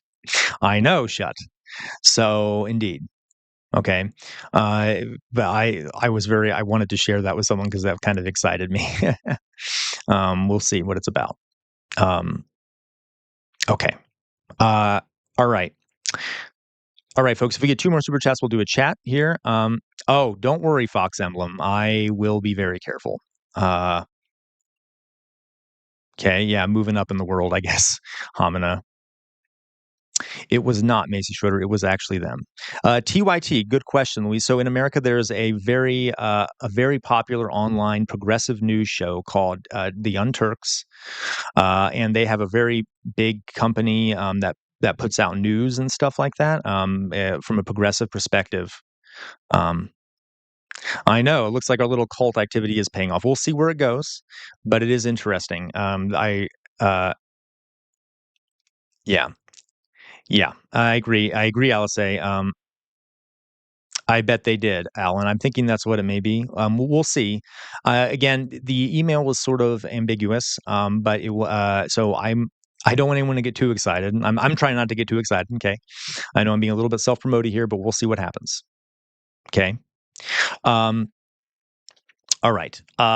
Okay, folks. So, what time is it now? It is 4:25. All right. So, folks, this is what we're going to do. I think I'm going to get off for now, and then if I may come back on later if they come out of the meeting. We will see. I may not. So, just letting you know that I'm going to go get some food, etc. Thank you, Tiago. Thank you. Okay. Make them work for it. Take your time and think. I will, Macy Schroeder, and of course in Discord, folks, I rely on a lot of yours, a lot of your opinions and your knowledge. So I will I will, I have not been doing this very long, folks. I think many of you know this. I have not been doing this long at all. So I will talk about it on Discord, maybe gets feedback once I find out more about it. Okay. Cause I don't want to make that decision by myself. I feel like partially we should make it as a community. Cause yeah. All right. Okay. All right, guys. So you know what I'm going to be doing now, right? You know it? You know what's coming? All right, let's do it. So I'm going to go eat and stuff, and then maybe I'll come back on later when they come out of that meeting. All right, folks. So let's do it, shall we? Never stop resisting. Okay. The easiest way to resist is to think for yourself. We're living in a fascist moment, and you need to think for yourselves, and that includes when you watch me. Heck, look at me. I look like I'm fresh out of an insane asylum.